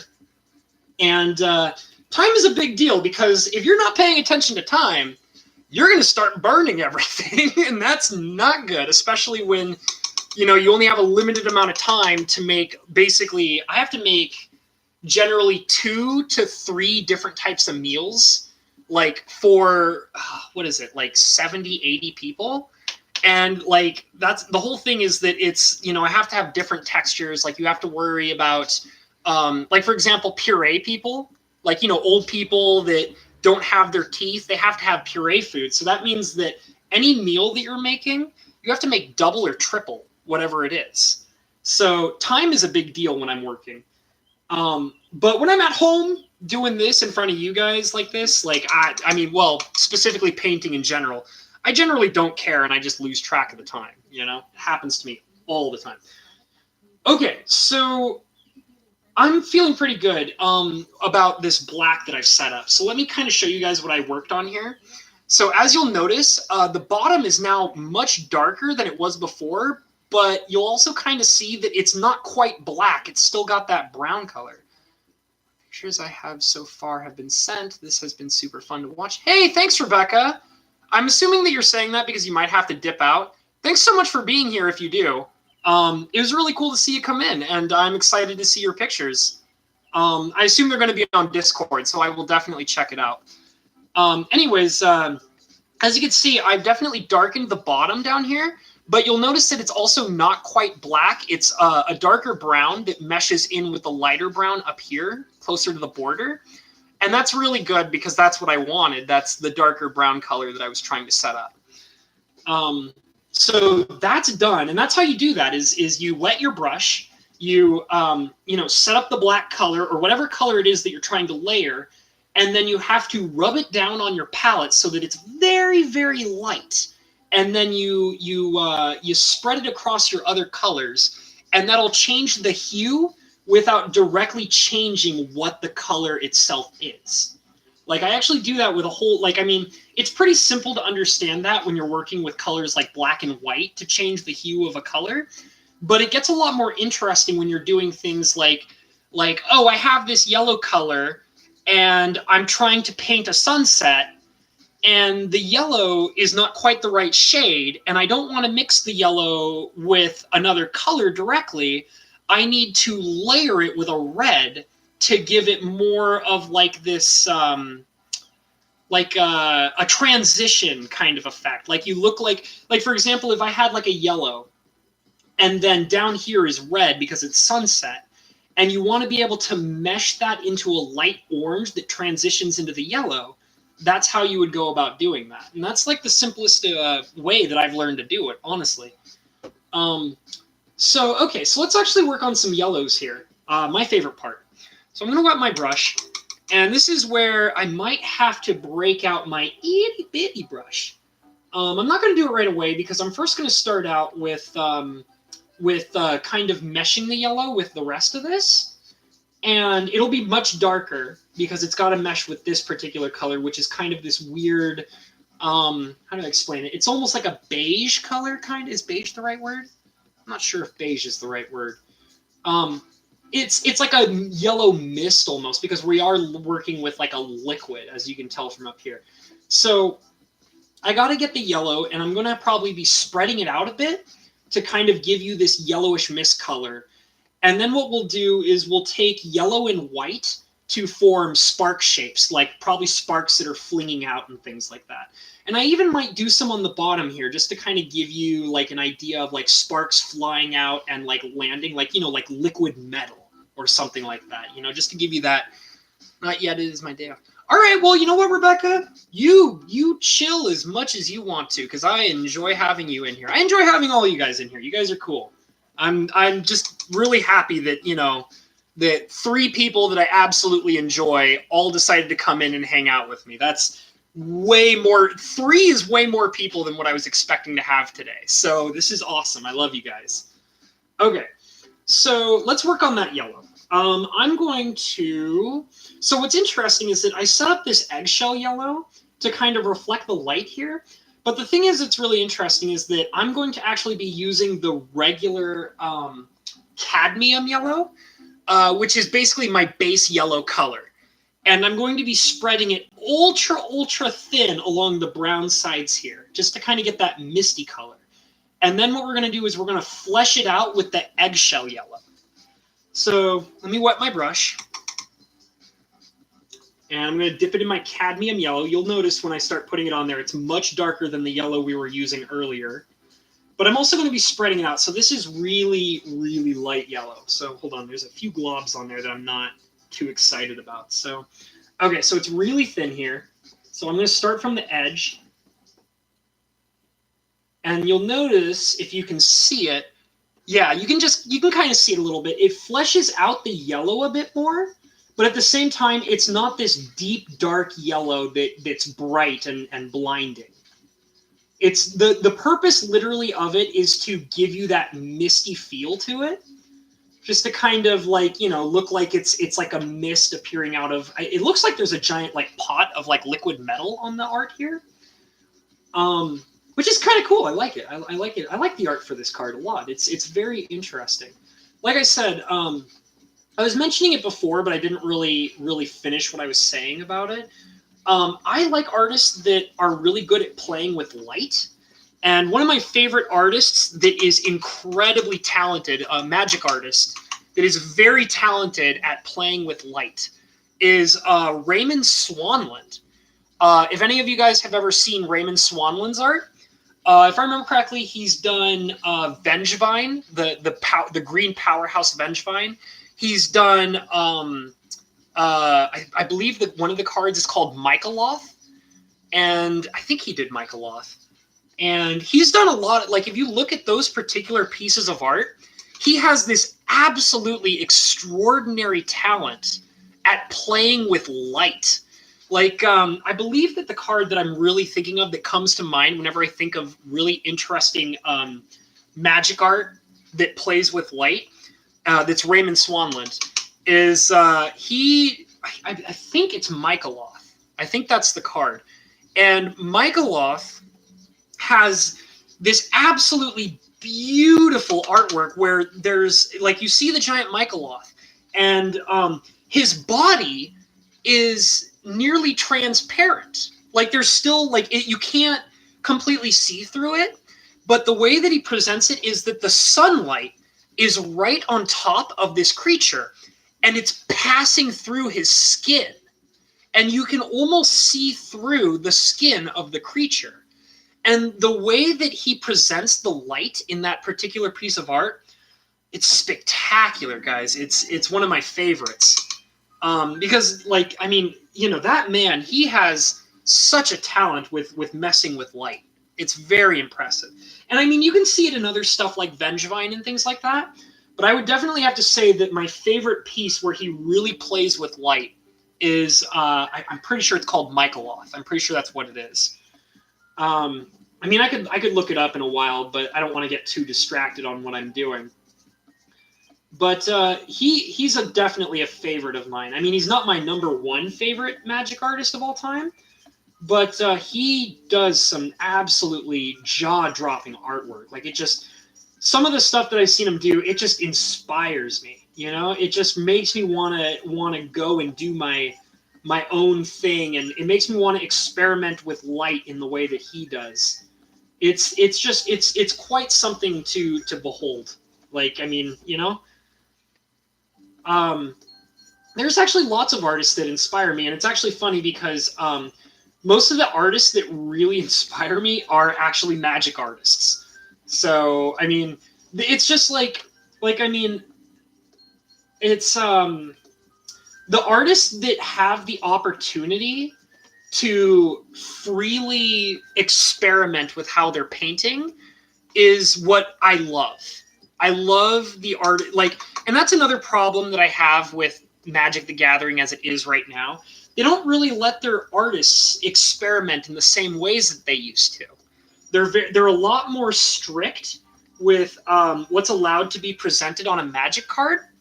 And I mean, it's not all bad. Like, I'll admit, it's not all bad. There's you know, I've seen some recent art that I can definitely say that I have enjoyed.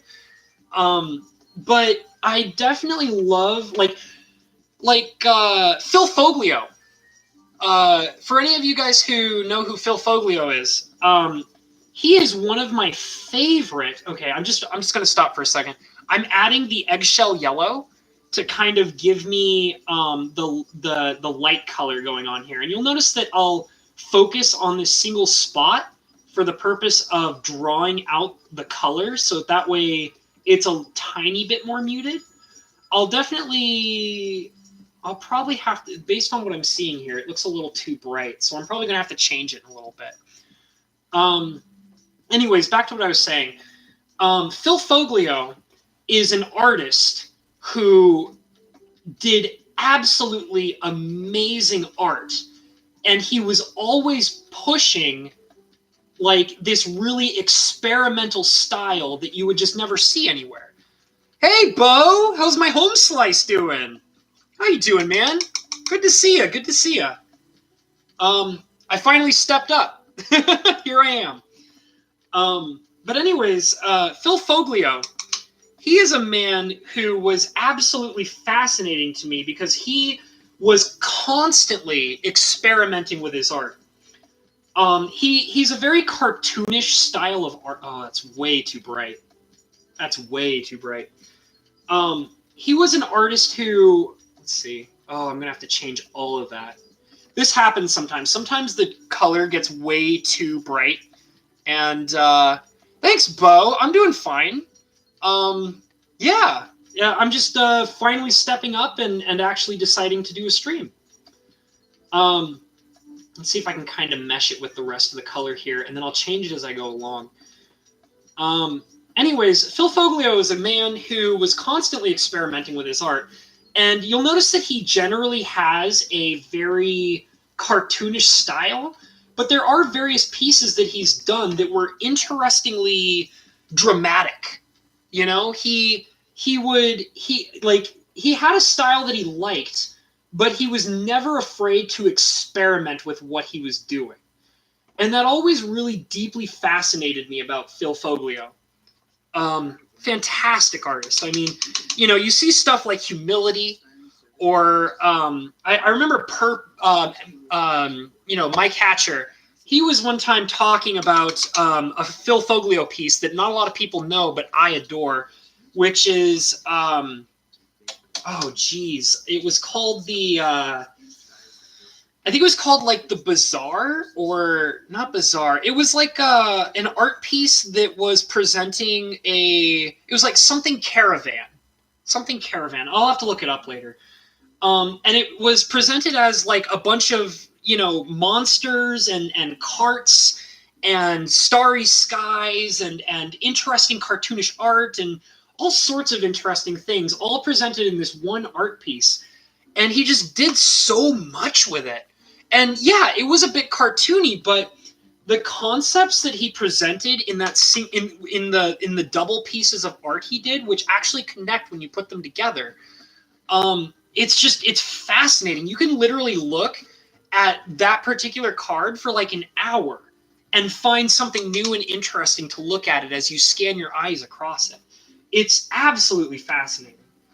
Phil Foglio is just he's amazing. I love his work. I love it. But yeah, it's, you know, the point I'm trying to make, I keep going off in tangents of various things. I got to stop real quick and mention this. So now what I'm doing is I had to dip my brush in water, first of all, obviously to wet it, get all the colors off. But the main point is that I'm basically reintroducing the brown into this piece, because the yellow down here, these yellows are way too bright. Way too bright.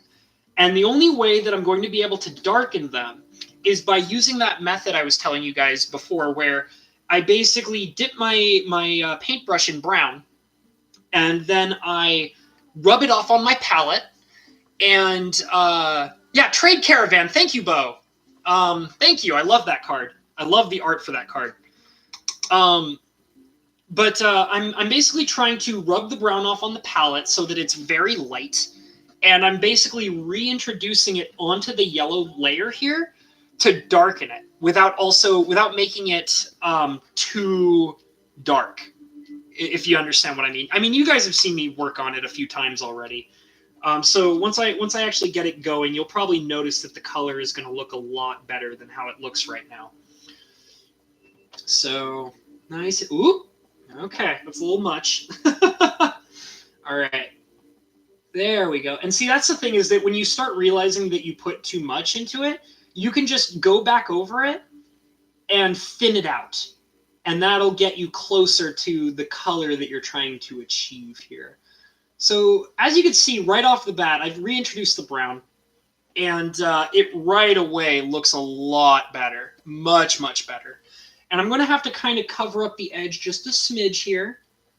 But you'll notice it's definitely getting to that color that you want, you know? It's getting that darker, light color that makes it look more like a mist. Thank you, Braden. I'm glad you like it. I'm glad you like it. And I mean, here's the thing. Anybody can do this. There are multiple card art tutorials online, on YouTube specifically. There's, like I said, I don't want to promote her because I don't think that she's doing YouTube anymore. I think she's gotten away from it and she doesn't want to be a part of it. But there is one particular YouTube magic card artist who really inspired me. And she literally, watching her walkthrough on how she does things, taught me most of what I know about painting at this point. And I respect her a lot for it. And I mean, I've actually commented on one of her videos, and she did actually comment me back. But every time I've tried to start a conversation with her, she's kind of made it very clear that she's not very interested in, you know, going any further with it. But, you know, there's plenty of very good tutorials on YouTube that will show you how to do exactly what I'm doing. And I definitely heavily recommend that people go and look around on YouTube and see proper tutorials on how to do this. Because, you know, once you get into it, Like, it's so fun, guys. It is so fun to do this. Like, I mean, I go into like this sort of Zen mode, whenever I start a card painting project. It literally just wears away all the stress that I have and just makes me just want to sit down and,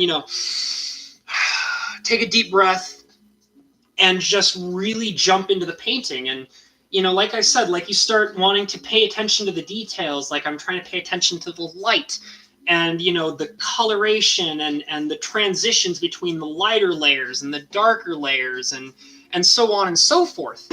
And it's so much fun, you guys. It really is. I absolutely adore painting. Okay, so now I've kind of got the misty light a little bit better set up. I'll bring it a little closer. Let me just kind of show you guys. If you can kind of see that, you'll notice that the yellow looks way less out of place. It looks much more smooth with the rest of the picture. Definitely looks like what it's supposed to be. So now what I'm going to do is, and this is where it gets really complicated, I'm going to break out my my detail brush, which is, give me a second, I'm going to step away from my art table here. And I'm going to get my detail brush, and it's going to help me do the really itty-bitty stuff. So, let's see. Okay, I got it here. All right. And this is my itty-bitty brush. Oh, it's got the case on it. Hold on a sec. This is my teeny tiny brush. It's very small. This is like the smallest tipped brush that I have. And this is what I use for the very itty-bitty details. I'm going to be trying to paint some sparks and things like that. I'm going to be oh, I still have coffee here and I haven't been drinking it. I just ramble on and get lost in painting, and now I have cold coffee. What am I going to do, Okay. So now I'm going to bring back over... Commander Cookout Podcast has a solo podcast now. Commander at Populum, most likely not spelled right, where he is hoping to add his art and lessons soon. Well, there you go. There you go. Oh, Bo, let's see. If I had time away from work, same way when I get into my artwork, I spend hours. Oh, Bo, I just want to let you know, Bo, I adore your artwork. I've kind of danced around the subject a few times. I don't really come right out immediately and say it. Dude, your sketches, like especially your way of presenting shading and detail on women, absolutely amazes me. I legit wish I could replicate that. I still, like, I've been sketching I have a notebook, multiple notebooks, full of sketches. And I've been doing it since I was very young. Yeah, man, I love your sketches, man. They're amazing. I have never been able to get the level of shading and detail that you're able to present. That stuff inspires me, dude. You're good. And I'm not, just saying that because I like you. I like you, man. But no, your artwork is good, dude. Like dead straight up. Like your artwork is good. I like it a lot. Okay. All right. Enough ass kissing. Well, hey, Rebecca, if you go onto my DeviantArt page, Bo is listed as one of my my contacts. Like I have like a friends list on Deviant. Yeah, if you go on my DeviantArt page, you can actually find Bo Falcon's profile in there. Like he's on my friends list. His artwork is amazing, Rebecca. You gotta check it out. He has this absolute amazing way with sketching women. Like it's amazing. Anyways, back to what I'm trying to do here. So now I'm going to present the yellow back in.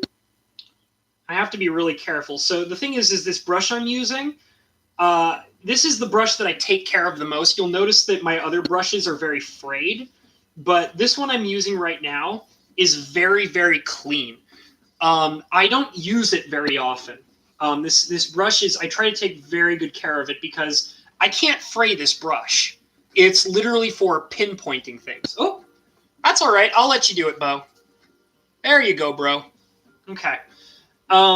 So, and don't worry, I actually will plan, like, I want to do a few more streams before I start setting up moderators. But let me let you guys know, you guys are probably the first on my list to get wrenches. But I'm going to do a few more streams first, and we'll figure it out later. But okay, so I try to take really good care of this brush because I have to get the right kind of details on it, and that's very tough. Right away, my brush is already having some trouble. Okay. Okay, so what I'm doing now is I'm actually, I put a couple of dots on there, but I realized it was too bright. So I'm now using the same brush to kind of spread the yellow out a bit, which will allow it to, not be as bright. It's kind of like what I was doing earlier with the yellow over here. I have to kind of spread it out to give the right shade without being, out of place. So that's what I'm doing. Yeah, I'm probably going to have to hit it with the brown, which is fine. Hopefully my brown is not too dry yet. No, it looks like there's still some in there, which is good. And I'm also seeing that I think my yellow is not quite the right shade either. So I'm probably going to have to do one of two things. I'm either going to have to take my eggshell yellow and brighten it up with white, in other words, mixing the white paint in with the yellow eggshell, or I'm going to have to do a layer of white over the eggshell. It's going to have to be one or the other. And both are, I'm kind of unsure about, because I don't know if mixing the two paints will get me the right color. And I also don't know if the white coloration will be so bright that it's going to overpower the eggshell yellow. So both options are a little sketchy, which means I'm just going to have to experiment with both. So let's kind of see here. I think what I need to do first is lay down my detail brush.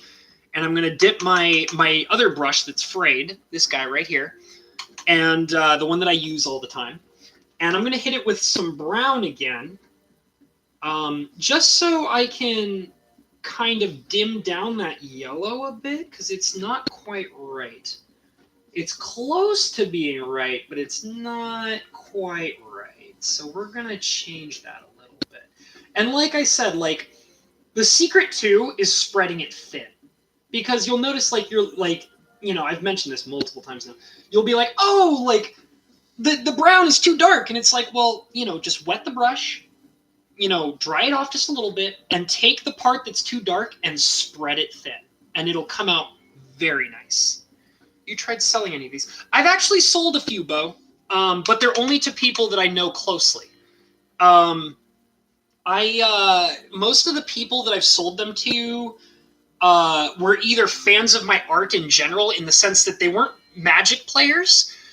They just liked my artwork, and they legitimately wanted to give me money for a piece of my art.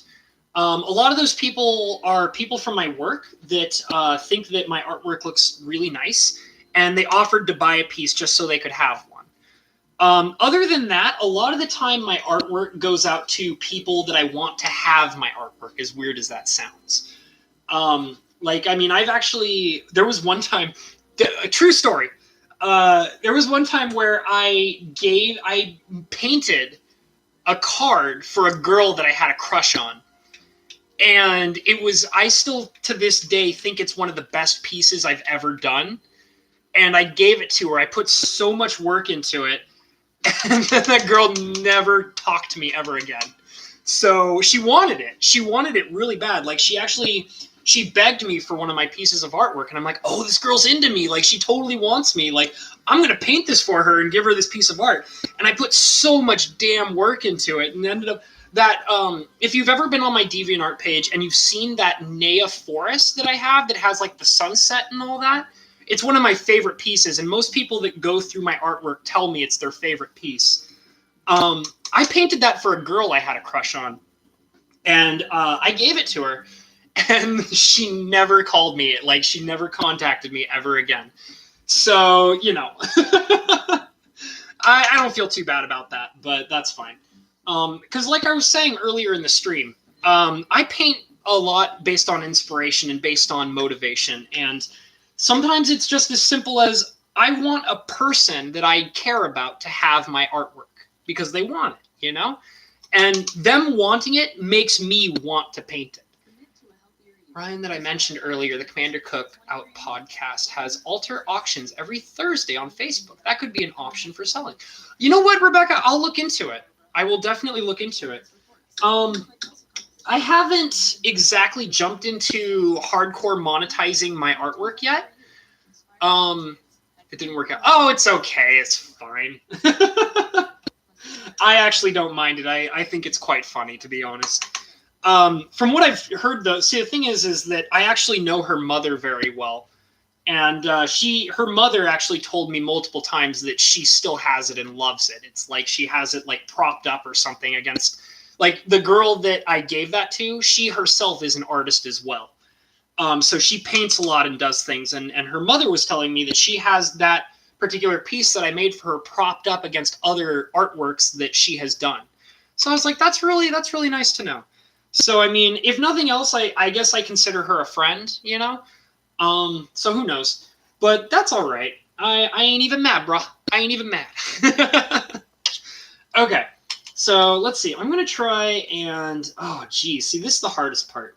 This is one of those times where I feel like I have to sit around my art piece that I've gotten so far, and I need to figure out where I'm going to put in the next set of details, because I know that I want to do the light, you know, the light and sparks and all that. You see it a little better here? Here. I know that I want to do that, but the problem is that now I'm not exactly sure how I'm going to present it on the rest of the card and how it's going to fit with the rest of the artwork down in the corners and the lower part. So I'm not totally sure how I'm going to do that. But I mean, generally what I've learned is whenever I'm having trouble trying to figure that out, I'll just throw some paint on the card. You know, I'll just kind of like do what feels right in the moment and then fix it as I go along. So let's go ahead and experiment a little bit. I noticed that when I tried to do it with the eggshell earlier, it didn't quite look right. So... let's see here. And I mean, there's always the possibility that I can focus on different details. Like, one of the things that I was not quite sure about is how I'm going to add in the details of the core. Because they dip down from the artwork past the text box down to the bottom here. So clearly their feet don't disappear into the ether, you know? I want to present the boots, you know, that they would have. The boots are the very least I could do with this. You know what I'm saying? So, and that's actually something that's a little tough to do. I've actually done art pieces, like magic cards, where the characters would be wearing like pants, and that fits into the altar of the art with like straps and buckles and buttons and blah, blah, blah, blah, blah. And that's actually hard to do. Like, it actually takes some serious work, which is why I have my detailer brush here. So, I mean, I want to say that maybe adding in, maybe starting with black first, like very light black, to draw an outline of the feet might be the best way to start this off. So I'm going to skip the light for now. I'm not going to make it this huge deal at the moment.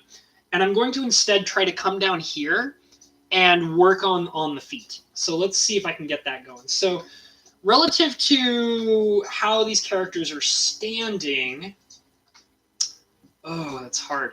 So I have to kind of figure out how their legs are positioned based on what I can see in the artwork here. So let's see, I can follow this down over here. Maybe they're more straight. So maybe at a small angle right about here, I think. So there's the first one. I got a black mark right here to kind of present to me, you know, where the leg is probably going to be. And then this guy, interestingly enough, looks like he's stepping, like the guy character here, looks like he's kind of like, you know, like stepping in towards the lady. He's like, hey, baby, let's blow this item up together. What's up, girl? So, and he's like, I'm coming in, you know, like I'm bringing my leg in. So I think his leg is actually also going to be a little closer. Right, like her legs, like are a little more straight than the guys are. So I'm going to kind of make a mark here about where I think his foot probably is. So it's probably about right up. My brush is not wet enough. Okay.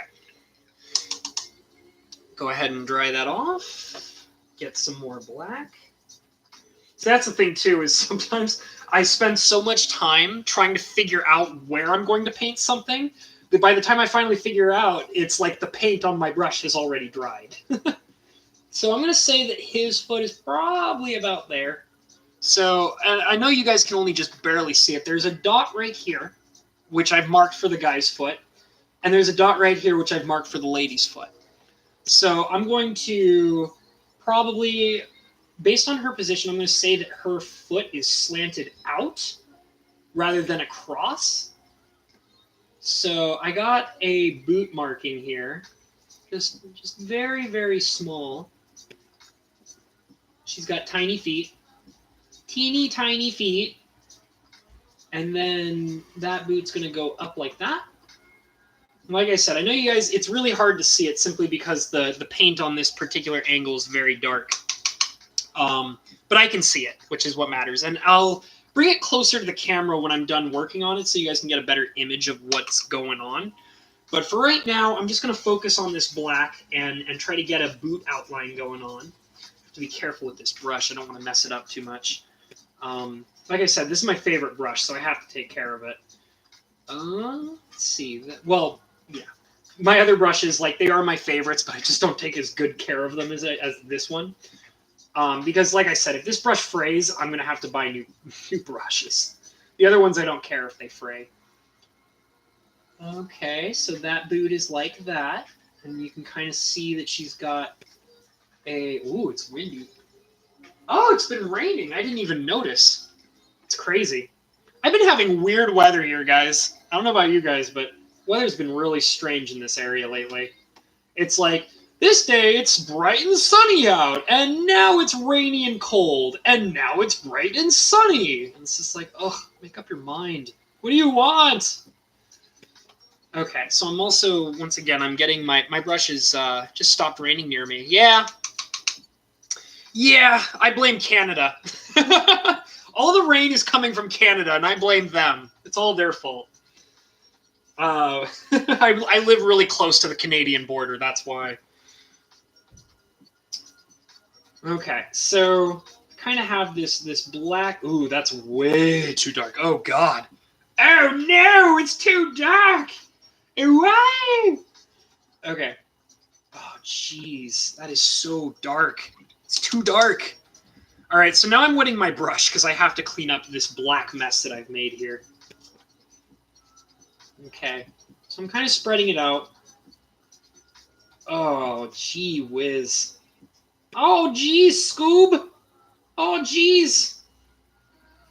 Okay, well, that's all right. I mean, you know, I think I can probably... God, that's so dark. I wish I didn't do that. That's all right. It's all fixable. I promise it's all fixable. I can fix it, guys. I swear. I swear. Okay. Oh, man. Okay. So now I got to just be really mindful of how much paint I have on my brush here, because that's... I don't want to do that again. That was way too dark. Okay. So now, and then I'm going to start outlining another foot here. Close to the... It's a little close to the number box for the power and the toughness. So I'm kind of just, you know, adding a little bit here just to kind of outline it. And I'm also adding in a black shading to the actual boot itself. Because it's going to be dark, but it's going to be outlined by... I'm not totally sure. I want to say maybe I'll probably try and add like a lighter brown color. Which might require me using a brown that I haven't made yet. So that might take a little bit of experimenting with. But first I just want to kind of lay down the boot shape here. And I mean, it's all right. It's all right. It's coming together. It's coming together. Have faith. Have faith. Okay. And so this guy, oh, gee whiz. It's a little, yeah, it's a little thick there.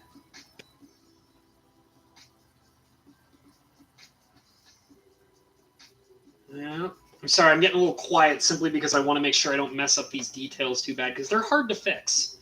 I mean, I can do it. It's just it's a little tougher to do it once it's all, set up and all that. Always the details are the hardest, for sure. Okay. And then he kind of looks like he's kind of got his he's got his legs kind of spread out. So I'm going to say that the other foot is kind of like in this weird spread out shape a little bit, rather than directly adjacent to his other foot like the girl is. So I'm going to say, okay, I need a little bit more black. And a little bit more. Okay. And then it's just going to be like it's not going to be curved like the other foot is. It's going to be straight out because it does look like he's kind of got like that stance, like a saddling stance. You know what I'm saying?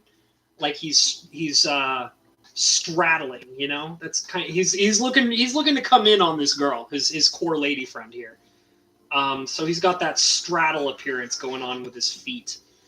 So one foot is kind of directly out further than the other. I'm going to see if I can kind of get it close to the camera so you guys can see a little better. And like I said, it looks a little funky right now, but I promise it's going to be fixed in a little bit. So if you can kind of see, I have this foot, which is wide out right here. And then I have this foot, which is a little more straight than the other. It's a little tough to see. I'm kind of looking. Yeah, you can see it right there. See the line? So that's kind of, it's a little awkward, but that's all right. I'll definitely get that cleared up a bit more. And then the girl's foot is kind of like right here, which I'm a little upset about. I made it a little too dark, but that can be fixed. It's not a big deal. And then the second foot, which is directly adjacent to the first one, is right underneath the number box here. So now all I got to do is kind of, I guess, flesh it out a bit more, which might require a lighter brown. So I think what I've got to do, let me see if my brown is still alive. It might be dead. No, I got to make more brown. All right. That's one of my least favorite things about painting is when you run out of a color and then you have to try and replicate it again. Oh, it's such a pain, you guys. Like, just, ugh. Because you're like the thing is whenever I run out of a color that I've been using so much, and you run out of it and you realize you need more of it, and then you have to try to replicate it exactly, like to the exact hue that you used it before. And like, it's so hard to do that. It drives me just up a wall. Okay, so I'm grabbing some yellow. Okay. Wet the brush. And now I'm grabbing some blue and putting it on the yellow. And then wet the brush. And then I'm going to grab some red. And in case you didn't know, I'm going to put it on top of the rest of them. And now I'm going to actually mix them so that way we can get our brown color. And now here's the hard part is that like sometimes if like you put too much of one color in it than another, it won't come out to be the brown that you want it to be. Like it's like really picky. You have to get just the right amount of each color to get the shade of brown that you're trying to get. And they have to be equal. And that's absolutely just, ugh. Because sometimes, like, I've definitely done it where, like if you add too much yellow, it's like a green color. And if you add too much blue, it's like a purple brown. And then if you add too much red, it's like an orange brown. And, ugh. Brown is one of the hardest colors to get right, I feel like. And it's funny because the brown is just all the colors mixed together. You would think that, like, it shouldn't be that hard to set up, but it is. It definitely, out of all the colors I use, it's the one that I always feel like I have the most trouble with when I'm trying to set it up. All right, so I got a fresh brown here. I'm going to present it onto the boots here. I'm not sure which brush I should use. I don't know if I should use my little brush or my itty bitty brush. So I'm actually going to, you know what? I think I'm going to try the itty bitty brush first. And we're going to see, I don't know. I just don't know. I think, okay. All right. I think I know what I'm going to do. I'm going to first put it directly onto the card just so I can get a comparison of like what it's going to do with the other colors. And then if it's not quite right, I'm going to add some, I'm probably going to add some white and yellow to it to lighten it up a bit. Because it's got to, the main thing is that it has to match the leather. And what's nice is that because of the light coloration, it doesn't need to be as bright as this. So the yellow, the fact that there's light contrasting what shade of brown it's supposed to be, it makes it a little easier because I know that I don't have to achieve that same like brightness up here at the top in order to get the right coloration down here. So I'm gonna go ahead and just wet this brush because I'm not using it. Put that over here. I'm gonna take my itty bitty brush, wet it good, and then I'm going to roll it around in my brand new brown color, and we're just gonna go ahead and start filling in this area. Well, it looks like it might be just a little too dark. I'm not 100% sure yet. Let's see. It's definitely, well, actually, it looks a lot nicer with that thick black that I accidentally put down. So that's a pro. That's a good thing. See, sometimes, see what I'm talking about? So I know that if I make a mistake, I can fix it. And sometimes the mistakes make it look better, you know? So now I got this boot that actually looks a lot nicer with the thick black in it. In fact, so much so that I might end up adding more black to it just to get that same color going on. I'm also noticing that my border is showing through, and that's not good. So I'm going to try and fix that really, really quick. I'm only just now noticing it because I'm really focused on this one particular area. So let me go ahead and just kind of fill in this border area over here so it's less noticeable. Yeah, there we go. That looks better. That's looking better. Much, much better. Okay. Yeah, okay. Okay, all right. And adding more of that brown. More brown, more brown. All the brown. I need all the brown. All of it. How much brown? All of the brown. All of it. Let's see. I don't know. I'm worried that might be just too dark. Let's see.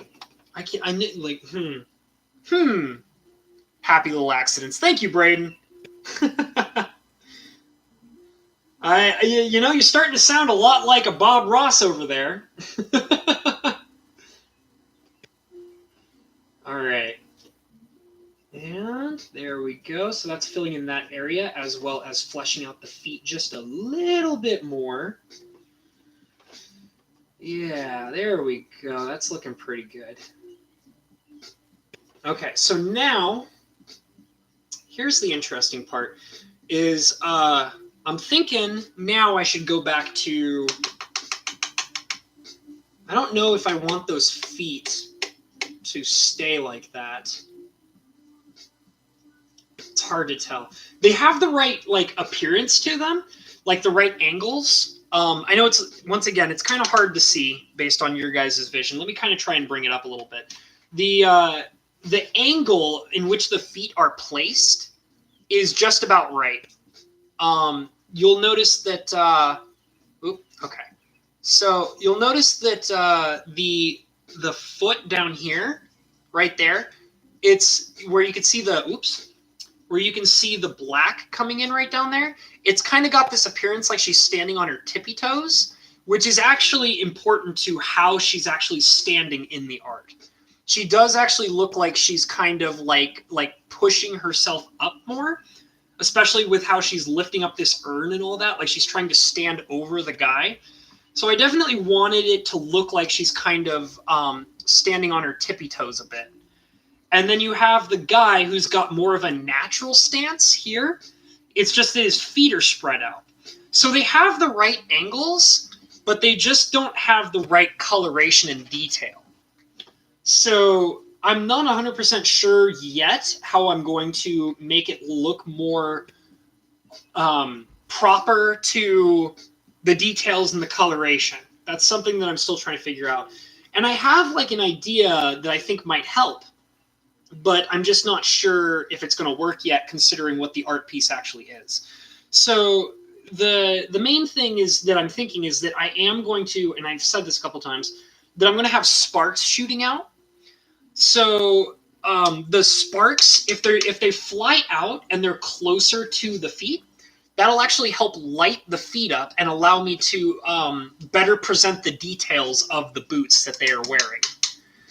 So let me see if I can work with that a little bit. So I'm going to try and come back to my eggshell yellow, which is just barely alive. There we go. See, it's still alive. It's just barely there. Which is fine because I don't need a lot of it. Like, that's what's nice, is that even though it's almost all gone, I only need just a teeny tiny amount of it to do what I'm trying to do. So I'm going to, and I'm going to have to be so careful with this, because if it doesn't come out right, it's just going to look weird.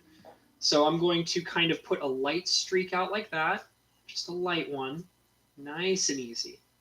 Nice and easy. There we go. Like so. And then what you do is you kind of have like these little streaks that are just kind of like all over the place. And you put in like these little yellow dots to kind of make them look like there's sparks flying out. Just like that. Nice and easy. This is also, once again, why I have to take such good care of this brush, because if I don't take good care of it, it won't be able to make itty-bitty details like this. Okay, so I wet the brush, wipe it down, go in for another little teeny tiny amount of eggshell yellow, and then I'm going to bring it back over onto this side just a little bit, just a teeny tiny bit. There we go. Just itty bitty, itty bitty. Yeah, oop, that's a little thick. That's all right. I can fix that. There. So that kind of makes it look like that stuff is flying out a little bit, which is like what I want it to do. See that? So I might have to change the color just a little bit, and that might be as simple as, oh yeah, you saw my puppy? Yeah, that's my little surfer. He's awesome. Isn't that, if I recall, isn't that the secret to being a great YouTuber, is having an adorable dog? You guys want to see my pup real quick before I get into this? Serby. Hey, dude. You coming to hang out with me? All right, here he is. Hold on a second.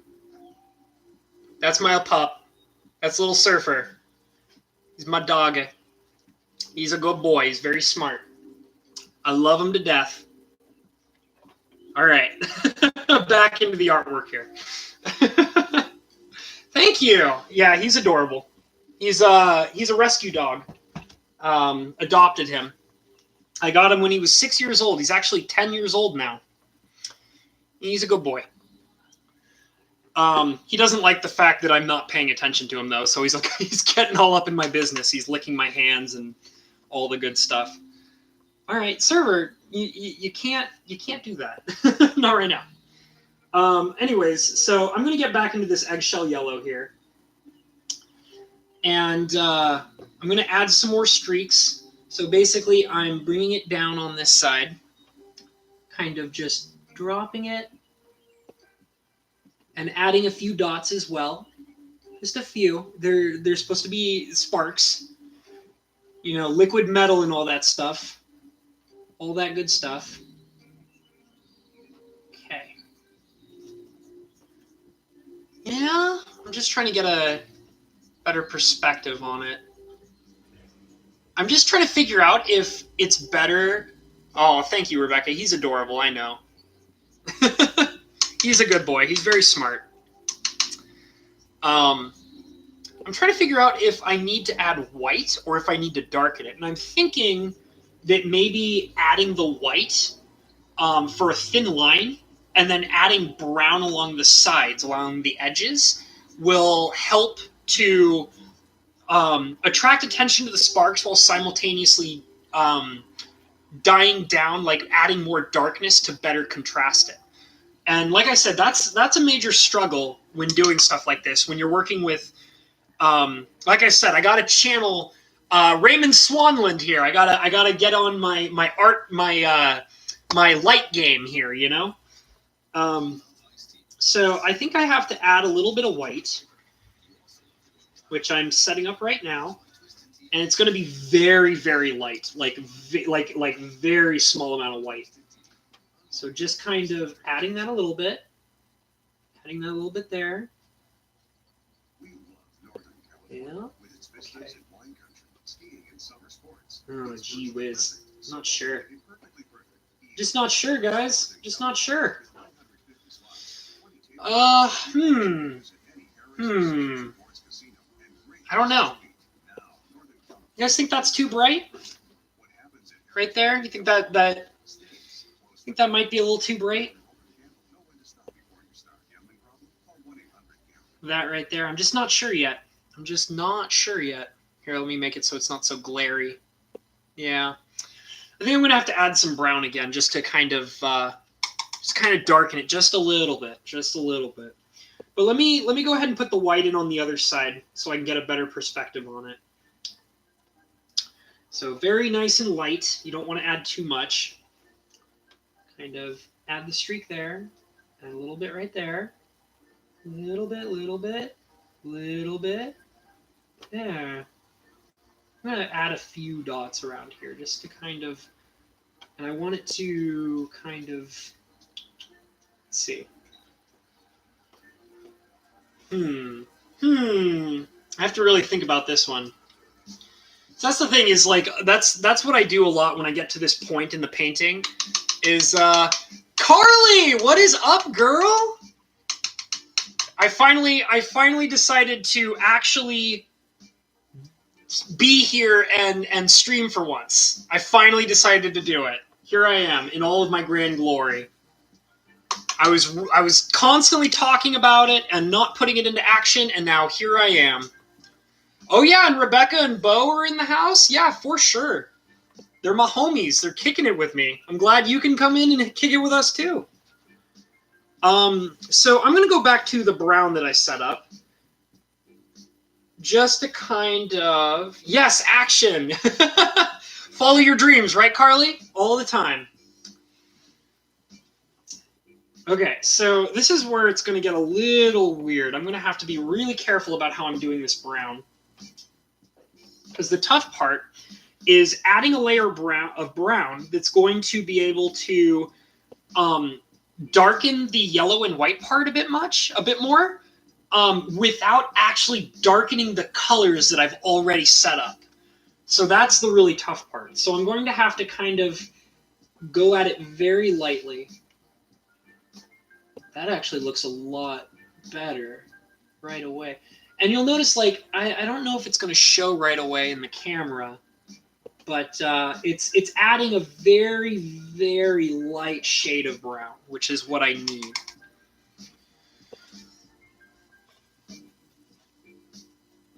Oh, you can do it, girl. You know you could. I believe in you.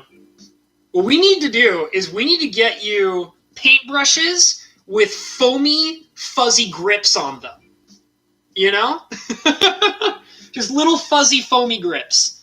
And I can definitely say that an important part of even doing this is having a very light touch.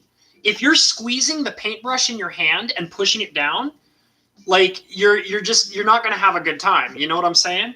I actually feel like that you could probably pull it off. No joke. You just need like specialized brushes and you'd be good to go, girl. Okay, so this light shade of brown is actually doing exactly what I wanted it to do. It's making it so that the light, like the yellow and the white, is not as brightly colored, which I was worried about. But it's also drawing your attention to that color as well. So I've done it on this side right here, and it's looking a lot nicer. I might need to just kind of hit it just a little bit more, kind of color up these edges here of the white side over here. Nice and light. Doesn't need too much to it, just a little bit. Like so. And then I'll bring it back over on this side, and I'll do the same thing again. Yeah, we're just all kicking it. We're all kicking it. Having a good time, learning some painting tricks. And I mean, I love doing this. I'm just glad that I actually, you know, I basically just had to like take a deep breath before I started do. Oh, so the card I'm doing is called Core Sanctifiers. Core Sanctifiers. It's a 3-mana 2/3 that has a kicker cost of 1. And it says, if you kicked Core Sanctifiers, when it enters the battlefield, destroy target artifact or enchantment. I actually really like this card a lot. It has a lot of, like, and the thing is that makes it so nice is that it gives you a deep contrast to how cards are made nowadays. It's a common card, which I think is really important. It's a common card with a lot of utility and a lot of power. You know, you pay 4 mana for a 2/3 body that blows an artifact or an enchantment up. And it's at common. And that's not something you see too often anymore. I feel like that effects like that are frequently priced at uncommon. You know what I'm saying? And it's nice to see, like, this is from the original Zendikar set. And it's nice to see older cards that have lots of utility to them at the common rarity. And I feel like that's something that WotC, Wizards of the Coast, doesn't really do anymore. I don't know if it's a fear, you know, like it could be a situation where they want all the power and utility to be in rare and mythic rare. And it's like because of that, they've designed these common cards that nobody wants to play with. You know what I'm saying?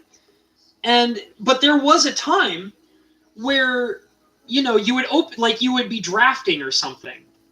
And by the way, I'm just going to go ahead and mention I'm continuing that browning effect that's going to darken the areas where the white and yellow is, just to kind of contrast it just a little bit better. But back to what I was saying, it's definitely hard to go to a draft nowadays and open up a booster pack. A lot of people let their fears hold them back. Good on you. Thank you, Carly. I just want to, like I said, I had to take a few deep breaths before I actually turned this camera on. I've been putting this off for a very long time, and I was like, you know what? I told this story earlier in the stream. I had a conversation with my dad, and I told him that I wanted to do this, but I was so nervous about it. My nerves were holding me back. I managed to grab the equipment. I have this new webcam that you're clearly seeing through. It's not the best quality, but it's a web camera. I have this new microphone over off to the side here that you guys can't see. I bought this lamp right here that is that you guys can't see, luckily. I bought all this equipment to do exactly what I'm doing right now. I did this like a month ago. And the only thing that was holding me, and I even downloaded like, you know, OBS and Shotcut. I downloaded all these programs, bought all this equipment, and then I finally realized that the only thing that was holding me back was myself, you know? And my father was just like, you know what? You just got to jump into it. Like, you're never going to be completely ready to do what you want to do until you actually start doing it. And I took that, he told me that like a few days ago when I was spending time with him. And I was like, you know what? He's right. I just got to pick a day. He's a smart man. He has some issues, but he is a smart dude. Yeah, and I was just like, you know what? He's right. I just gotta do it. I just gotta do it. And so here I am doing what I love in front of a crowd of 5 really awesome people. And I'm having a blast. One of the things I was nervous about is whether or not I would have anything to talk about. And here I am, and I can't even shut up. I can't. I got to talk about the art. I got to talk about what I'm doing. I got to talk about this, and I got to talk about that, and blah, blah, blah. I just, blather. And that was what I was actually... Oh, thank you, Bo. I was just really worried that I was going to be sitting in front of a group of people silently painting, not saying anything. Competence equals confidence. It's a great loop. The more you do and become more fluent with being on stream and with equipment, the more confident you will become. Words of wisdom, Carly. Words of wisdom. Smart lady. Smart lady. Right here, right there. Oh, man. I'm getting so wrapped up in what you guys got to say that I'm actually not making progress. All right. But I appreciate you guys. You guys are so cool. I'm glad to have you on board with me here. So now what I'm going to try and do is I've added this spark effect over to the side. It's coming out a little bit better than I thought it was going to do. So I'm actually going to start doing some like dribbles of the sparks down here at the bottom where their feet are. And I'm kind of hoping that that's going to allow me to shade the boots a little bit better. The only problem is, do I have any more of my eggshell yellow? I'm not sure. Oh, gee whiz. I think I'm going to have to make more of it. Yeah, my eggshell yellow has become a solid... Oh, man. It's the legend himself has entered into the stream. Number 1, where's the boss monster mug? Number 2, how do people send me super chats while I'm in your stream? Listen, sir. I'll be over to join you shortly, and I will be sure to throw some money at you, okay? Oh, man. You guys are so cool. I love it. So... All right, so I'm going to have to make some eggshell yellow because my eggshell yellow has now turned into an acrylic block that I can't use. So I got to wet my big brush here. And I got to mix my yellow with some more red. Red? What am I saying? Red? Oh, God, I'm losing my mind. I have to mix my yellow with some more white. Also, where's my wrench? All right, listen, guys. I have to actually make a couple streams. This is the first one. And I will distribute wrenches probably when I do at least 2 or 3 more of these. When I get a little more comfortable with what the heck I'm doing. Oh, look at that. Oh, man, I wish I had a baller bell so I could ring it to let everybody know that the Magic Historian has officially subscribed to my channel. This is a big moment, guys. This is a big deal. Wow. Well, I don't know. Maybe I'm gonna have to get a. Oh, geez, what would be akin to a baller bell? I'm pretty sure I have an air horn somewhere. Maybe I could dig out my air horn and just squeak it everywhere. All right. No deal. Close down the channel. All right. I love you guys. You guys are dope. But don't worry. The wrenches will be distributed after I do a couple more streams so I can figure out what the heck I'm trying to do. But but let me promise you guys, all of you in here currently will probably be getting wrenches. Because I know all of you very well, and I just absolutely love you guys.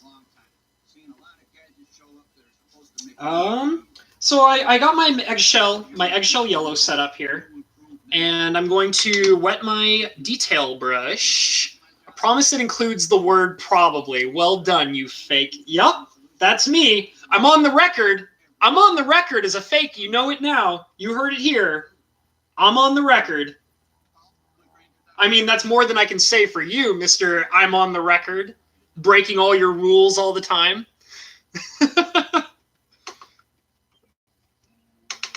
Oh, jeez.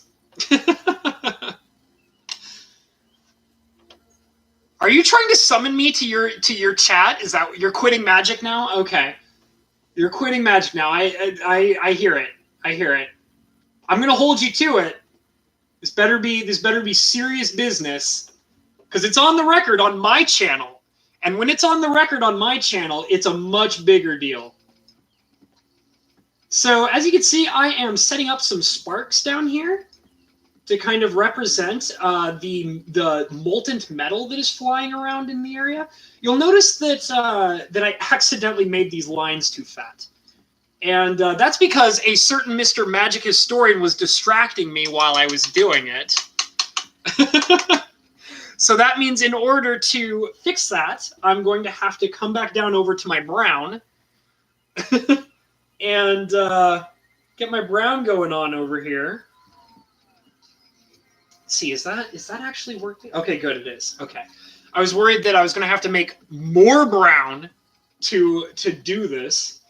But luckily, there's still some brown left. Oh, no, I think it's just water. Ah, jeez. Oh, jeez, Scoob. Okay. Surfer, you are driving me nuts. Dude, move. Come on, move, move. My dog is, like, pushing me off of the chair I'm sitting in. All right, it does look like I'm going to have to make some more brown. Ugh, drive me nuts. Okay, so I'm going to lather, rinse, and repeat. And I'm going to have to take some more of my yellow to put it over into my brown area. Am I running out of yellow too? God, drive me insane. The worst part is remix. Like, I've mentioned this already, I'm sorry, but it drives me nuts when I have to remix my colors because they dry out or run out. It drives me nuts. Oop. Okay. All right. All right. All right. Sex streaming, get out of here. Listen, you. Oh, man.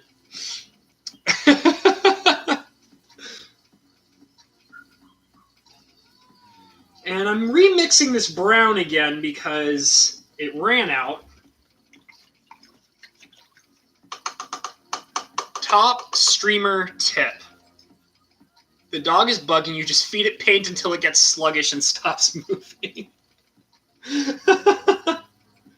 Oh, goodness. Hey, server, you want a treat? Oh, God, he perked up when I said the T word. He knows that word. He doesn't realize what it is, but... Alright, so I'm trying to make this brown, and I didn't have quite the right color, so it's not... It's a little too... It's actually kind of turning this purple color, which is not what I need. So the way to counteract that, if it's purple, that means it's too much blue and red, so that means I need more yellow. Why do you think I take so long to get ready for bed?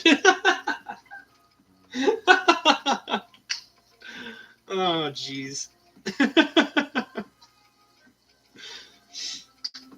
Okay, so I've added a little bit more yellow to my palette, and I'm taking a big old scoop of it to add to this awkward purple color that I have going on here, so that I can get this brown. And now it's turned into an olive green, so I have to add the other colors in again. Oh, man, come on. This was so easy before. Why is it driving me nuts now? Okay, so if it's getting me a green color, that means that it's too much blue and too much yellow, which means now I have to add more red. Okay, more red it is. Oh, this is not working! Ah! Why? Why you do this? Paint, why? Alright, I'm gonna just start over from scratch because this color is just so nowhere near the color that I need. Here, let me show you this mess that I'm making on my palette. Look at this. Does that look like brown to you? Does that look like brown to you? No. No, it's not. Oh, that's okay. You guys, it's all good. I'm just being sloppy, and I need to stop being Mr. Slopsters over here. Okay. All right, and now I'm going to add in the blue again. Charlie Brown. Do you guys know how to do the Mr. Slop and Arrow?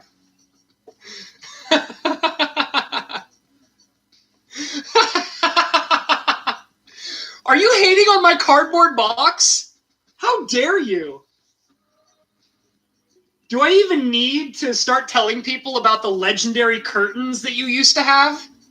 Don't you even get me started on your old legendary curtains.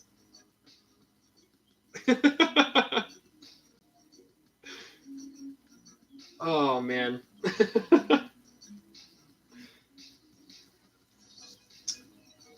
Okay, I think it's... Oh, geez. Okay, so I think I need a bigger sample size. That's the problem here. The problem is that I'm not using enough paint. Mike's ghost lives in them. Yes, it does. All right, so I think the new problem is that I'm not using enough paint to get the right color, which is why they're thinning out into other colors. So I'm going to add a little dollop of yellow. And then I'm going to add a dollop of red.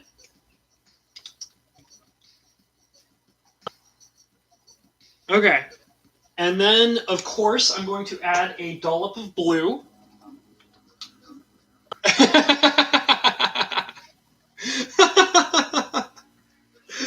Oh, man, I miss those curtains sometimes. I miss them sometimes. There were some good times. So many memories of people being so butt mad about your curtains. That was a good time. And you screaming at them about how your curtains were just fine. Okay. So I have a big mess of paint here that is going to give me a nice fine brown color because I actually used a new fresh set of paint rather than trying to skim the top of paints that are already dead. Yeah, they are. They are, Mr. Mike. They definitely are. But the thing is that, and I mean, I've learned this from being around a lot of different people, is that, and I mean, you're pretty pro at it. Just ignore them, you know? Just ignore them. And I mean, or, you know, the even better answer, just ban them, you know? And I know you're a pro at that. It's a special skill set you seem to have. But I can dig it. I can definitely dig it. All right, so I actually have a brown now. Let me go ahead and show it off to show you that I have actually created a proper brown that I'm now allowed to use. And I'm wetting the brush. And now, after all that time I wasted recreating my brown color, I have to remember what the hell I was even trying to do. So let's figure it out, shall we? I believe that the problem that I ran into earlier was that I made these sparks on the bottom here too large. Way too thick, way too bright. So the way to fix that is to add the brown color I spent all that time putting together. Hey, it's Cinder! How's it going, Cinder? Glad to see you in here, man. Oh, man, all the cool people are coming in to hang out with me. That's so awesome. You guys are so cool. All right, so now I'm bringing in my teeny tiny detail brush, and I'm going to basically trim down all these gigantic sparks that are just way too large. Just around the sides with the brown. Can you guys see it? Okay, you guys can see pretty all right. And maybe cut that one off just a little bit. Right there and right there. Yeah, that looks a lot nicer. Now they're not fatties. And let me trim down this one because this one is way too big. Way, way, way too big.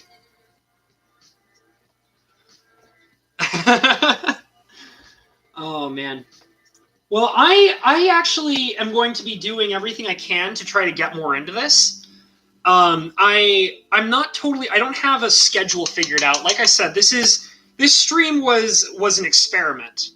And And I wanted to see. I'm actually really impressed with how many people are even in here. I mentioned this already. I was expecting to be doing this in front of an empty audience. So it's awesome. You ever considered painting something good on a Magic card? I mean, this train wreck is great, but nice art will go further in terms of drawing and viewers. Have you ever thought about... Shut up!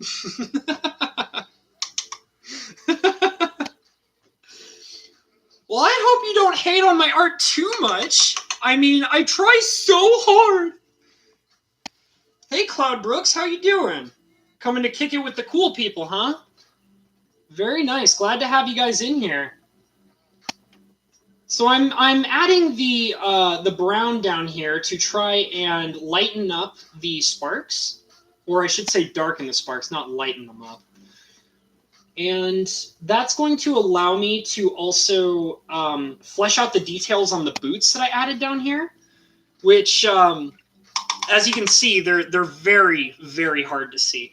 So the way that I'm going to try and change that up is to take the brown that I already have, and I'm going to be adding some white to it, just to, get it more of a beige color going on. Oh, thank you, Cloud Brooks. I'm glad you like them. Oh, that's all right. Don't even worry about it. I actually, considering that I've had like a few people, not just in this stream, but other people ask me about further monetizing my works. I'm going to try and figure that out pretty soon. Because I've definitely had more people ask me about it, and there was a girl not too long ago. It's actually a girl that I work with. She was asking me about my altars and whether or not she can buy them online. But there you go. She was asking me about if they're available online because she wants to try and buy one to send to a friend that lives far away. So that's definitely something I'm having to think a little bit more about. And my parents have also been bugging me about it. They're like, you do so good. You need to put it on a website and sell it out to people across the country. And I'm like, well, I mean, I'm getting there. But, it's just that a lot of the artwork that I've been doing is very experimental. I'm still kind of learning the styles that I want to do. If you've ever seen any of my altars on my DeviantArt page or on my Facebook, you'll notice that there's a wide range of different kinds of styles and things that I've been trying to do. And it's just simply because I don't want to limit myself to one single type of altar type. I've been doing full altars, extended arts, covered text boxes, things like that. And it's a lot of experimenting in which I haven't really figured out exactly what I want to do. I haven't found the style that I want to stick to yet.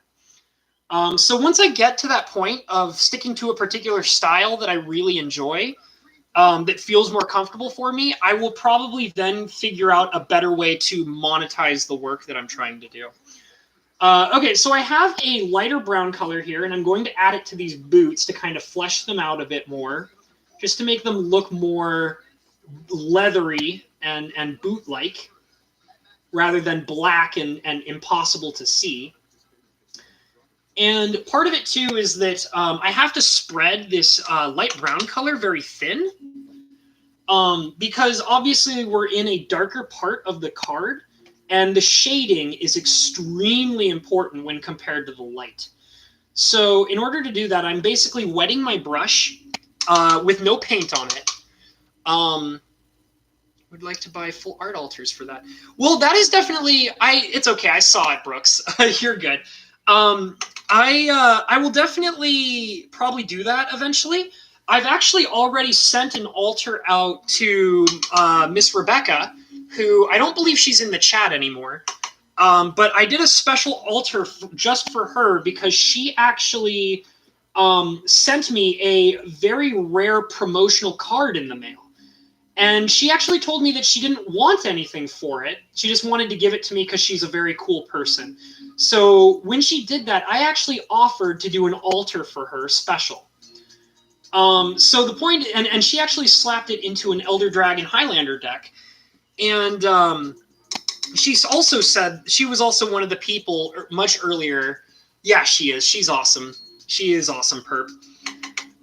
She actually told me that the Dark Ritual that I painted for her, which she put into her her Liliana deck, she said that it got so much attention from her friends that she plays with on a regular basis that a couple of them were actually interested. Oh, hey, Rebecca. I recall, I could be wrong. I can't remember exactly, Rebecca, so you'll probably be able to correct me if I am wrong, but I think you told me that one of your friends or a couple of your friends were kind of interested in trying to purchase some of my other pieces or also taking requests. So if I can get myself better monetized for my artwork, I will definitely look into that, and I would be more than happy to start taking requests for things like that. And I mean, depending on the person as well as what the request is, I might even be willing to stream it while I do it. So it just all depends. There's a lot of if factors going on, and I'm not quite there yet. I'm working on it. It's all coming together. And like I said, doing this right here in front of you guys was a major do body painting. Fat sack on my face. Oh God, what are you? One of my friends painting penises on my back? Jesus. Oh man. You know what? I actually had an idea to paint a Tolarian scholar with a giant penis right in front of his face and sending it out to you, Perp. That was something that I've been thinking about doing for quite some time. So you might not be that far from being realistic about something that I might actually paint for you. Larry the Dick Sucker.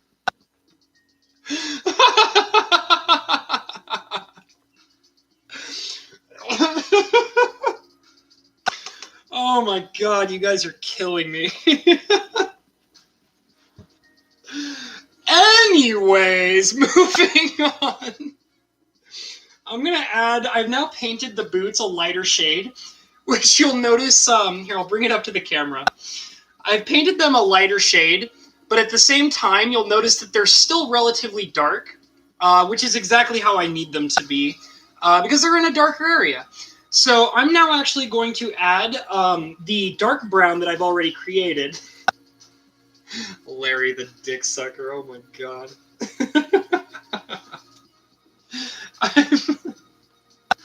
All right, I'm going to add some like straps and things to the boots here to basically try to make them look a bit nicer. So, and I'm still using my detail brush, which is the very tiny brush. And I'm basically adding just a few lines. And the thing that's really nice about this is that you don't have to be super accurate, because you'll find that adding little detail to things like the boots and stuff like that are better. You don't have to put lots and lots of work into it to all right, Perp's on a roll in here tonight. You don't have to add lots and lots of detail to get the basic idea across to people that this is, a boot. So what I like to do is I like to just kind of draw like the shading and the outlines into the larger parts of the boots, which is what I'm using with the darker brown. If you can kind of see it right, it's a tiny bit hard to see, but there is some darker brown going on right there.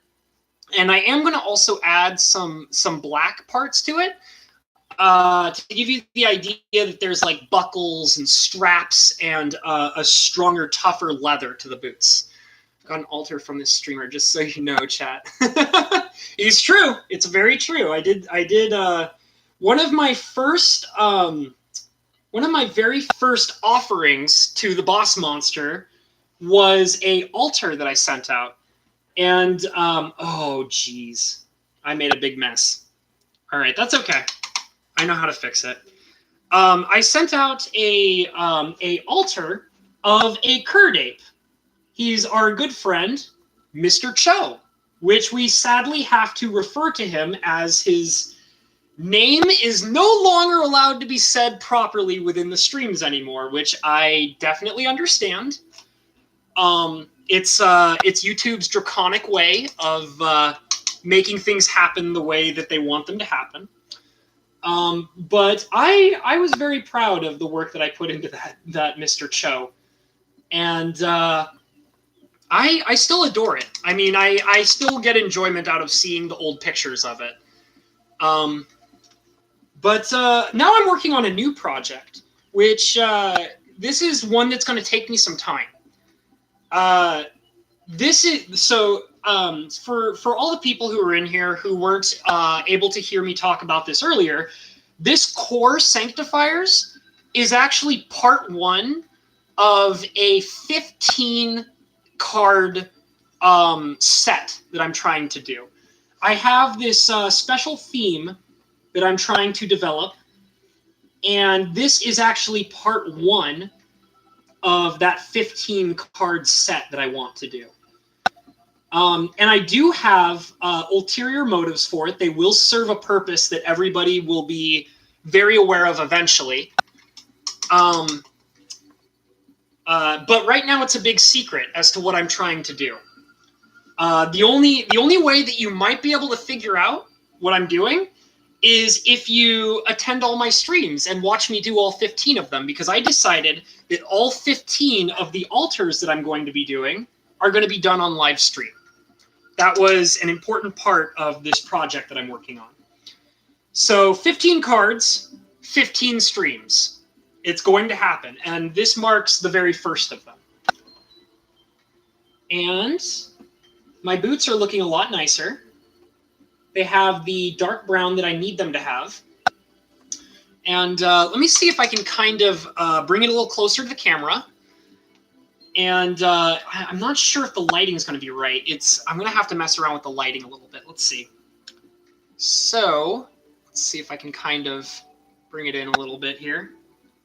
So you'll notice that the boots kind of have a mixture of dark, like a dark brown that's still very visible compared to the blackish brown, as well as the normal light tan color that I first started with, around here, and here. And so that's just basically the first stage of me adding detail. It's just for the shading. So now what I'm going to do is I'm actually going to pull out, let's see, I kind of want this light off to the side so you guys can see it a little better. I'm going to pull out the black again with my detail brush, and I'm going to basically be trying to add some straps and buttons. Just very, very light ones. And that's going to just make them look more realistic. So the way that I do it is I have already applied the shading. So now I'm basically going to be outlining the shading to show where the straps are.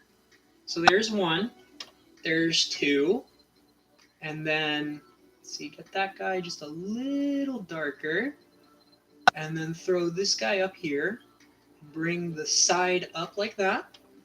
So that kind of gives you a better vision of what these boots are supposed to look like, just like the little tiny details, just the little ones. So that's a boot, and let's see if I can kind of sneak this guy in right over here. Okay, all right, that's pretty good, And now I'm going to wet the brush again, and I'm going to repeat the process. Oh, the clicking, is it this? That's me tapping my paintbrush on the side of my water bowl. It's because I'm trying to get all the excess water off. Are you sure? Are you sure? It's an audio issue with the stream, my man. What does it sound like? Is it like a repeated clicking, or what's it sound like? All right, yeah. I'll check it out. Like I said, like I went into this totally blind with my sound quality. Sounds like someone saying like a little weird mechanical burp or hiccup. Here, let me do something real quick. Can you still hear it?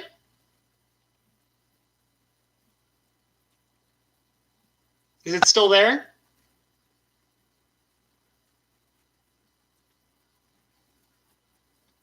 Okay. All right. Well, I will definitely look into it later. I don't have enough experience on any of the things I'm doing. I just jumped right into it. So I will be more than happy to try to look into it and see if I can get a better handle on what it is every 5 to 10 seconds. Okay. I'm not really sure what to do to handle it. Okay. No, I appreciate it, guys. I really do. I look at it as you guys are drawing my attention to a problem in order to better what I'm doing here, and I really appreciate that. And I promise that I will definitely look into it to figure out what's going on. I can only assume it has something directly to do with whatever YouTube is doing, because I don't have like OBS up right now, so it can't be an OBS issue. I thought it might have been an issue with some of the music that's playing in the background, but you guys told me that's not it either. So I promise I will definitely look into it and see if it could be, I totally didn't think about this, but it also could be a problem with the microphone that I'm using as well. The microphone that I have, it's not the nicest quality of microphone of all time. Hey, it's Richard, Mr. Sliveracool. You know that that's never going to happen. Richard, it's never going to happen. Richard, it's never going to happen. All right, now that we got that out of the way.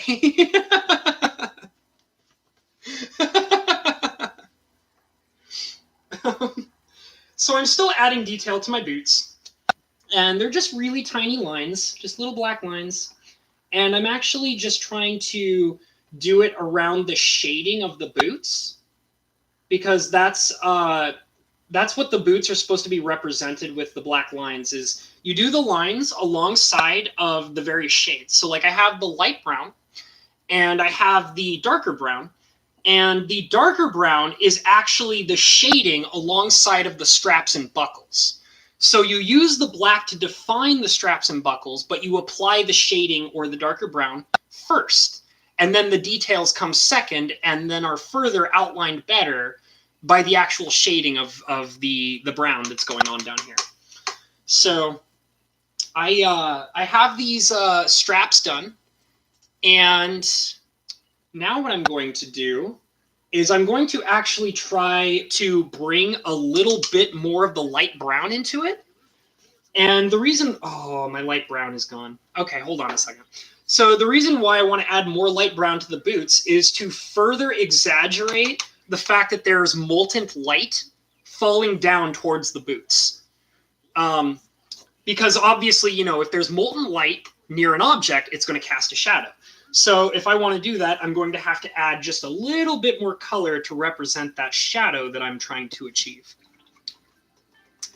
So I'm basically remaking my light brown color. I'm adding some more white and also simultaneously destroying my white because it's now covered in brown because I didn't add enough water to it. But that's okay, because this white is almost gone. So mixing, mixing, mixing to make that lighter brown. There we go, that looks good. And I don't really care that some of my colors get all mix-mashed. Oh, did the clicking stop? Well, then I have to think that it's probably a YouTube issue. That sounds like something... Yeah, that sounds like something that's probably on their part. Once again, I will review it, and I will try and see if there's anything I can do about it. But it sounds like it might have just been an issue with YouTube, because, you know, they're wonky when they feel like it. So I'm basically going over... I think I need some more white, actually. That seems a little too dark. Give me just a second here. Adding just a little bit more white to my palette. Okay. More white achieved. And get that in my brown for a much, much lighter color. All right, so now I got this much lighter brown, and I'm going to very lightly add it to the shaded areas that I have down here. Like so. And then down here. And the idea is to actually try to only do it very lightly in very certain spots, because obviously the light that is coming off of the cauldron up here, these little sparks coming down, it's not like it's fully engulfing the area. It's only in very certain spots, and you have to basically represent the shading to equal the amount of light that is being given off. Ooh, I got you, Pert. So you just want to kind of try to get it so that there's only sparse amounts of bright color coming off of the boots. And that will help basically exaggerate the light that is coming off of the fire up here and the sparks down here. So I would actually say that that's pretty decent. I actually like it a lot, how it looks right there. I'm not going to add too much detail to it now that I've got it like that. So now what I'm going to focus on is I'm actually going to go all the way back up to the top of the core sanctifiers up here. And you'll notice that there is a giant brass jar that the woman is holding onto right here. But it's incomplete. So there's no brass jar to be finished up at the top here. I'm sorry, Perp.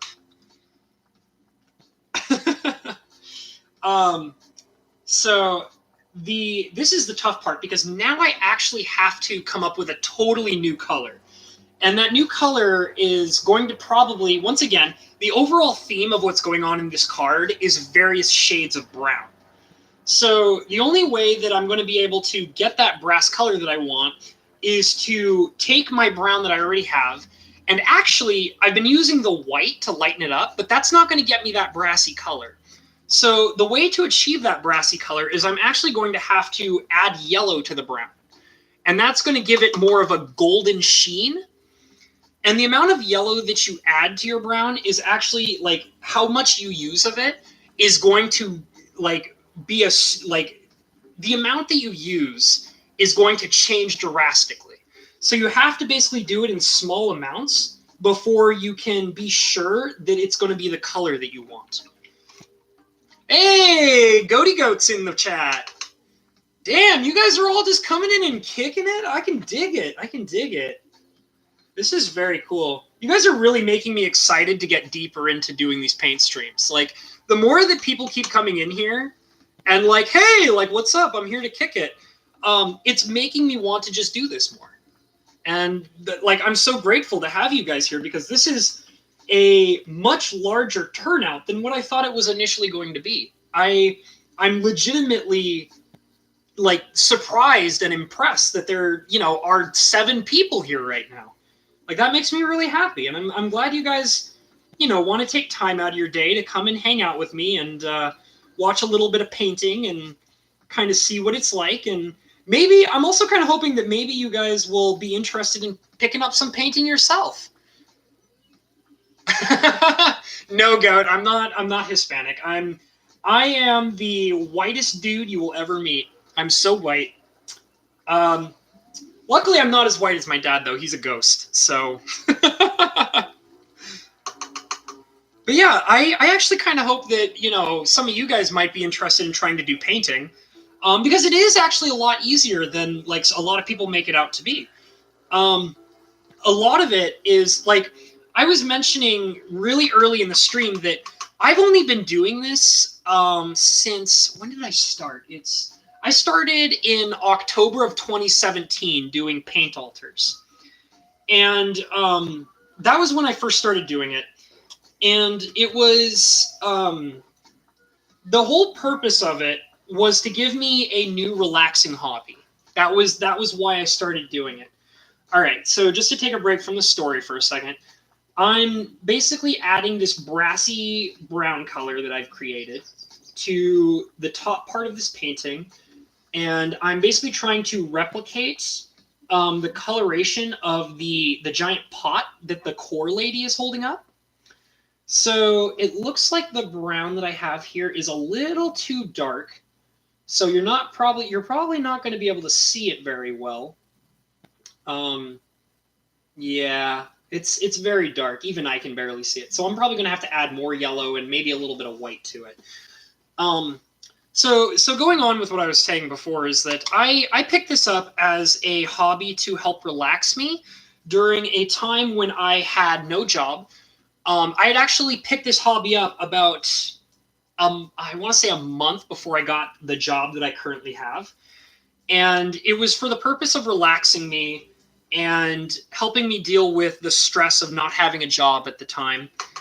And it was also because I had this obsession with wanting to learn color, and because I didn't really have a very good grasp on color at all, as weird as that might sound.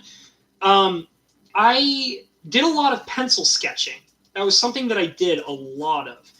And I love it. I really do, which is also why I love Bo's artwork so much, is because that's the style of art that I used to do all the time before I got into painting, was I would just sketch in a notebook, and that was what I loved. But because I always did sketches with pencils, I never really had any experience with color. The last time I painted before I picked this up was probably when I was a little kid and I was doing finger painting and other silly stuff like that. But I wanted to learn how to understand color better, contrasting colors, shading colors, how to work with the prime colors better. I just needed a better appreciation for color, and I wasn't getting that from the sketches that I was doing all the time. And picking up this painting hobby was to help teach me how to use colors better. I wanted that so badly because I wanted my artwork, as my sketches at the time, to just have more life in them and to, really catch your eye. And I mean, a good pencil sketch can do that, but it's just so much different when you're actually applying color in the way that you would on it's literally a whole nother dimension of artwork. Like, that's just how it is. And that was something that I wasn't very good at understanding at that time. And picking up this painting, I'm going to go back to painting my jar. And I do have to say that the color of the jar that I tried at first was so off that you can't even see it. Like, I can't even see what I tried to do a minute ago. So I'm going to try it with this lighter, brassier brown color, and we'll see what we get. But I had trouble understanding how to utilize color in artwork.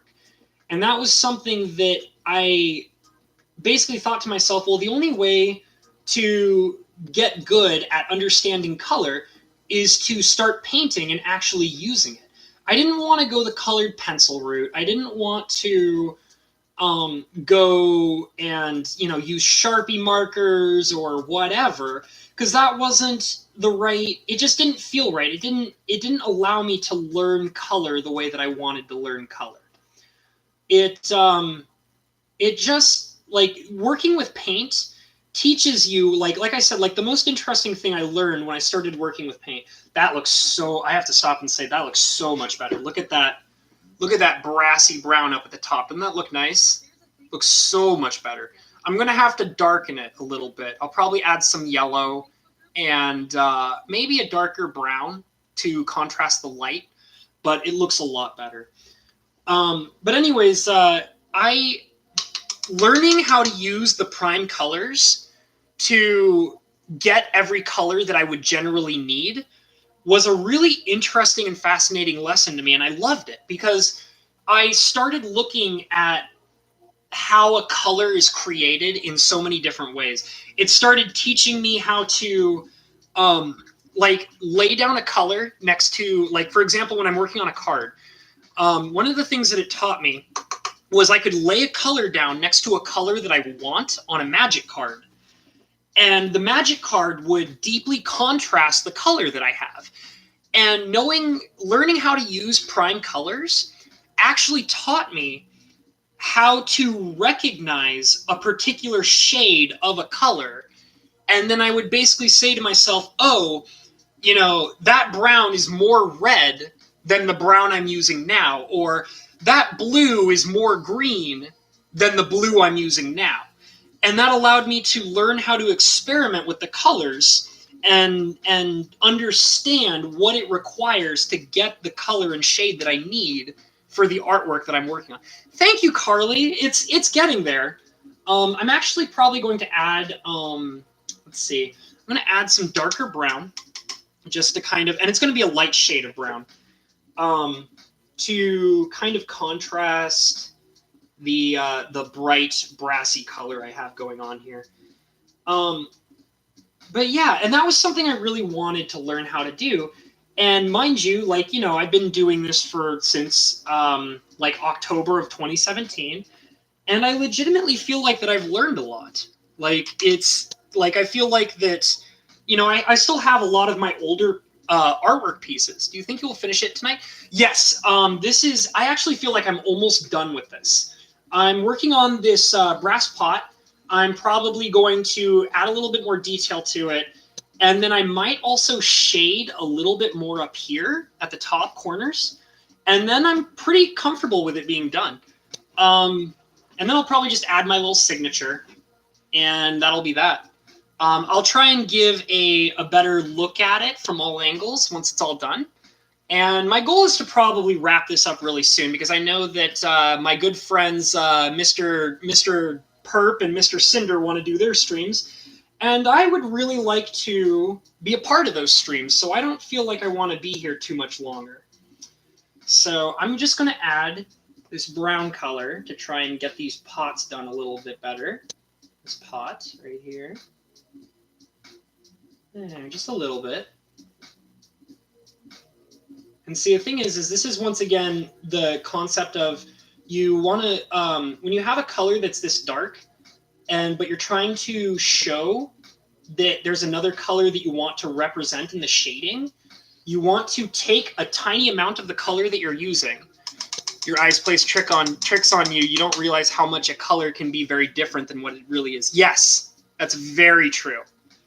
And that's the thing, is that it takes a lot of practice to get used to how certain colors are supposed to be. Oh, Cinder, I love your streams. Shut up. I don't care what anybody says. I love the stuff you do, dude.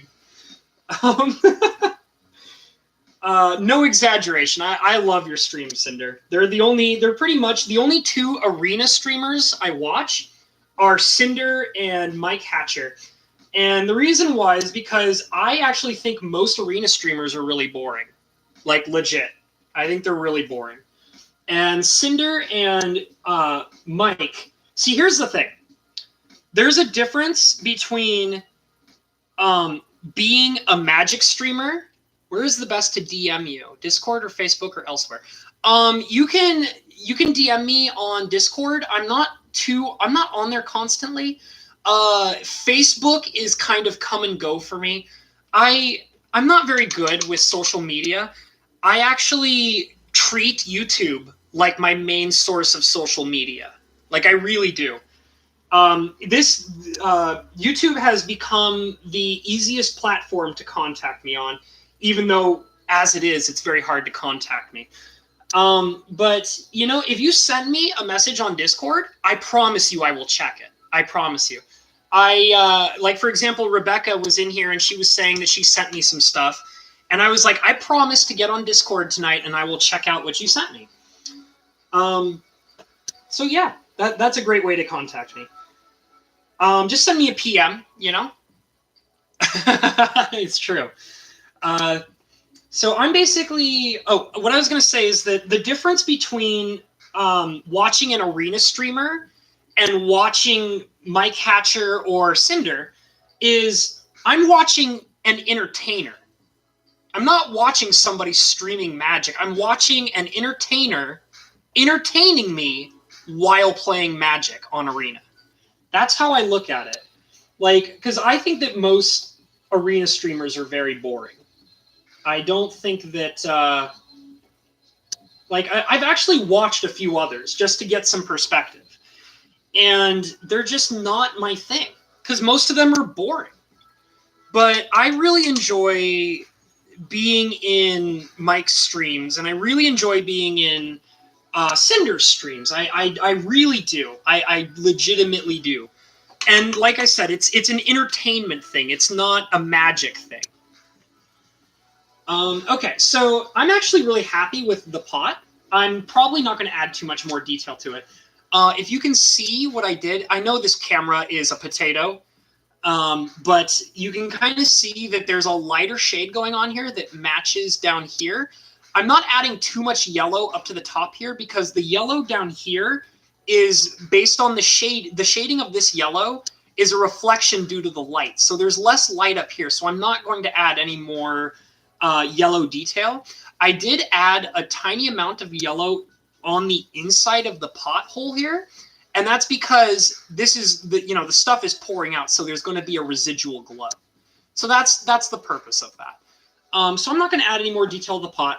I'm going to now add the final details of literally this is going to be the last few details I do. And then I'm going to say my goodbyes and then we're going to end the stream. So the last details I want to do are I'm basically going to add a little bit of yellow. And I should make sure that you guys know that this yellow is my base yellow color. I'm not adding a special shading to it. And the reason why is because the base yellow thins really well. It's very good at adding a yellow hue, like a brightness, rather than a yellow color if you spread it really thin. So it'll give you some contrast into the corners of the card up at the top. And this was basically the last detail I wanted to add. So I'm basically going to add like this right here, just along the sides here, mostly in the corners, like so. And then I'm going to add the same amount of yellow to the other corner. Okay. Oh, that's too much yellow. Rub it off a little bit. There we go. Okay. Just adding it nice and thin off to the corners here, like so. There. And see, so it's adding a hue of yellow shading because it's supposed to contrast the rest of the brown around it. And all right, thanks, Carly. I will definitely check Discord tonight. I have a couple of people contacting me on there tonight, so I promise you I will check out what you send me and I will respond. So I've added the yellow hue, and that basically helps contrast the darker brown around the middle area, as well as helps contrast it from down here. So it gives you a better perspective of the light angles on the coloration. So there was one last thing I wanted to do, and this is the single last really important thing that you always must do when you're doing an altar card. If any of you were here earlier, you ever figure out what happened with your accidental live stream? Oh, you're talking about Cinder. Okay.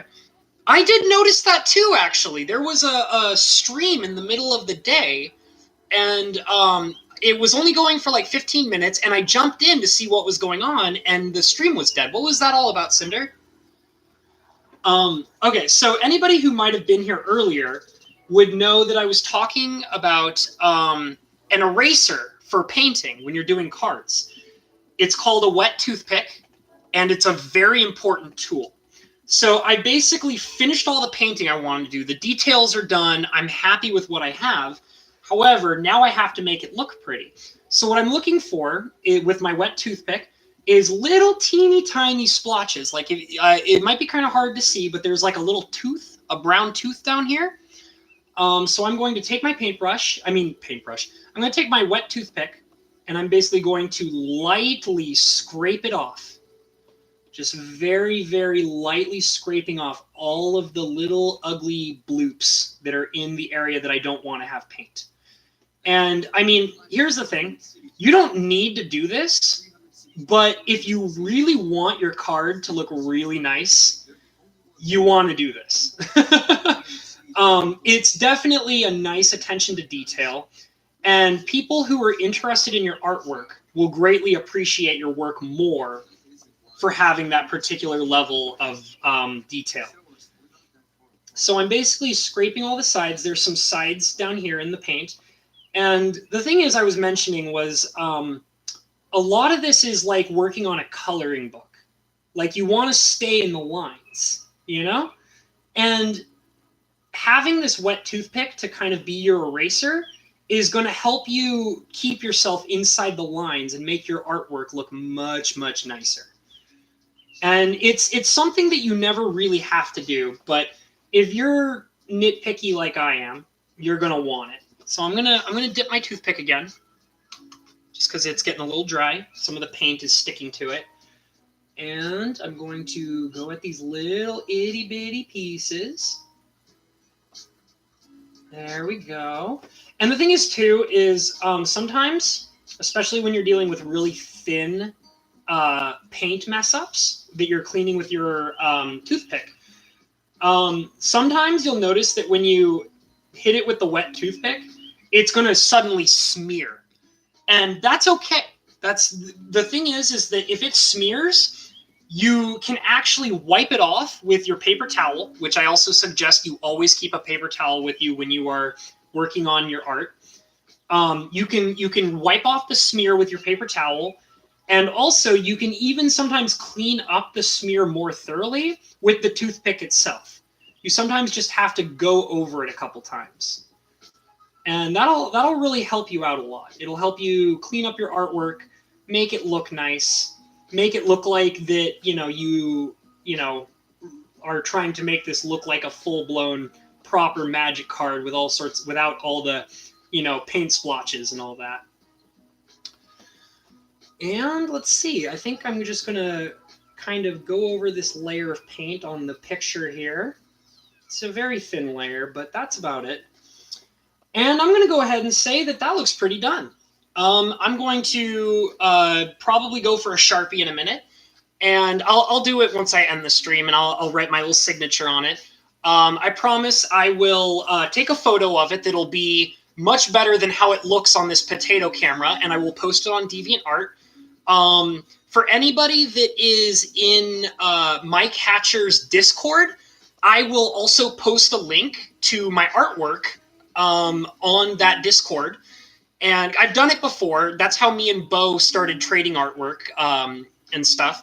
Like sharing each other's artwork together was we originally both posted our artwork in the Discord for Mike Hatcher. And Mike seemed like he was okay with it, so I'm just going to do it again. So anybody who's really curious about seeing my other pieces, you can see it in Mike Hatcher's Discord. And that's about it. I'll be working on, this is part 1 of 15 different pieces that I'm going to be working on. And it's for a big top secret project that I'm not going to talk about yet. But like I said, you guys can come in, watch me do it. And, you know what? Let me go ahead and post my DeviantArt link right now. I might as well.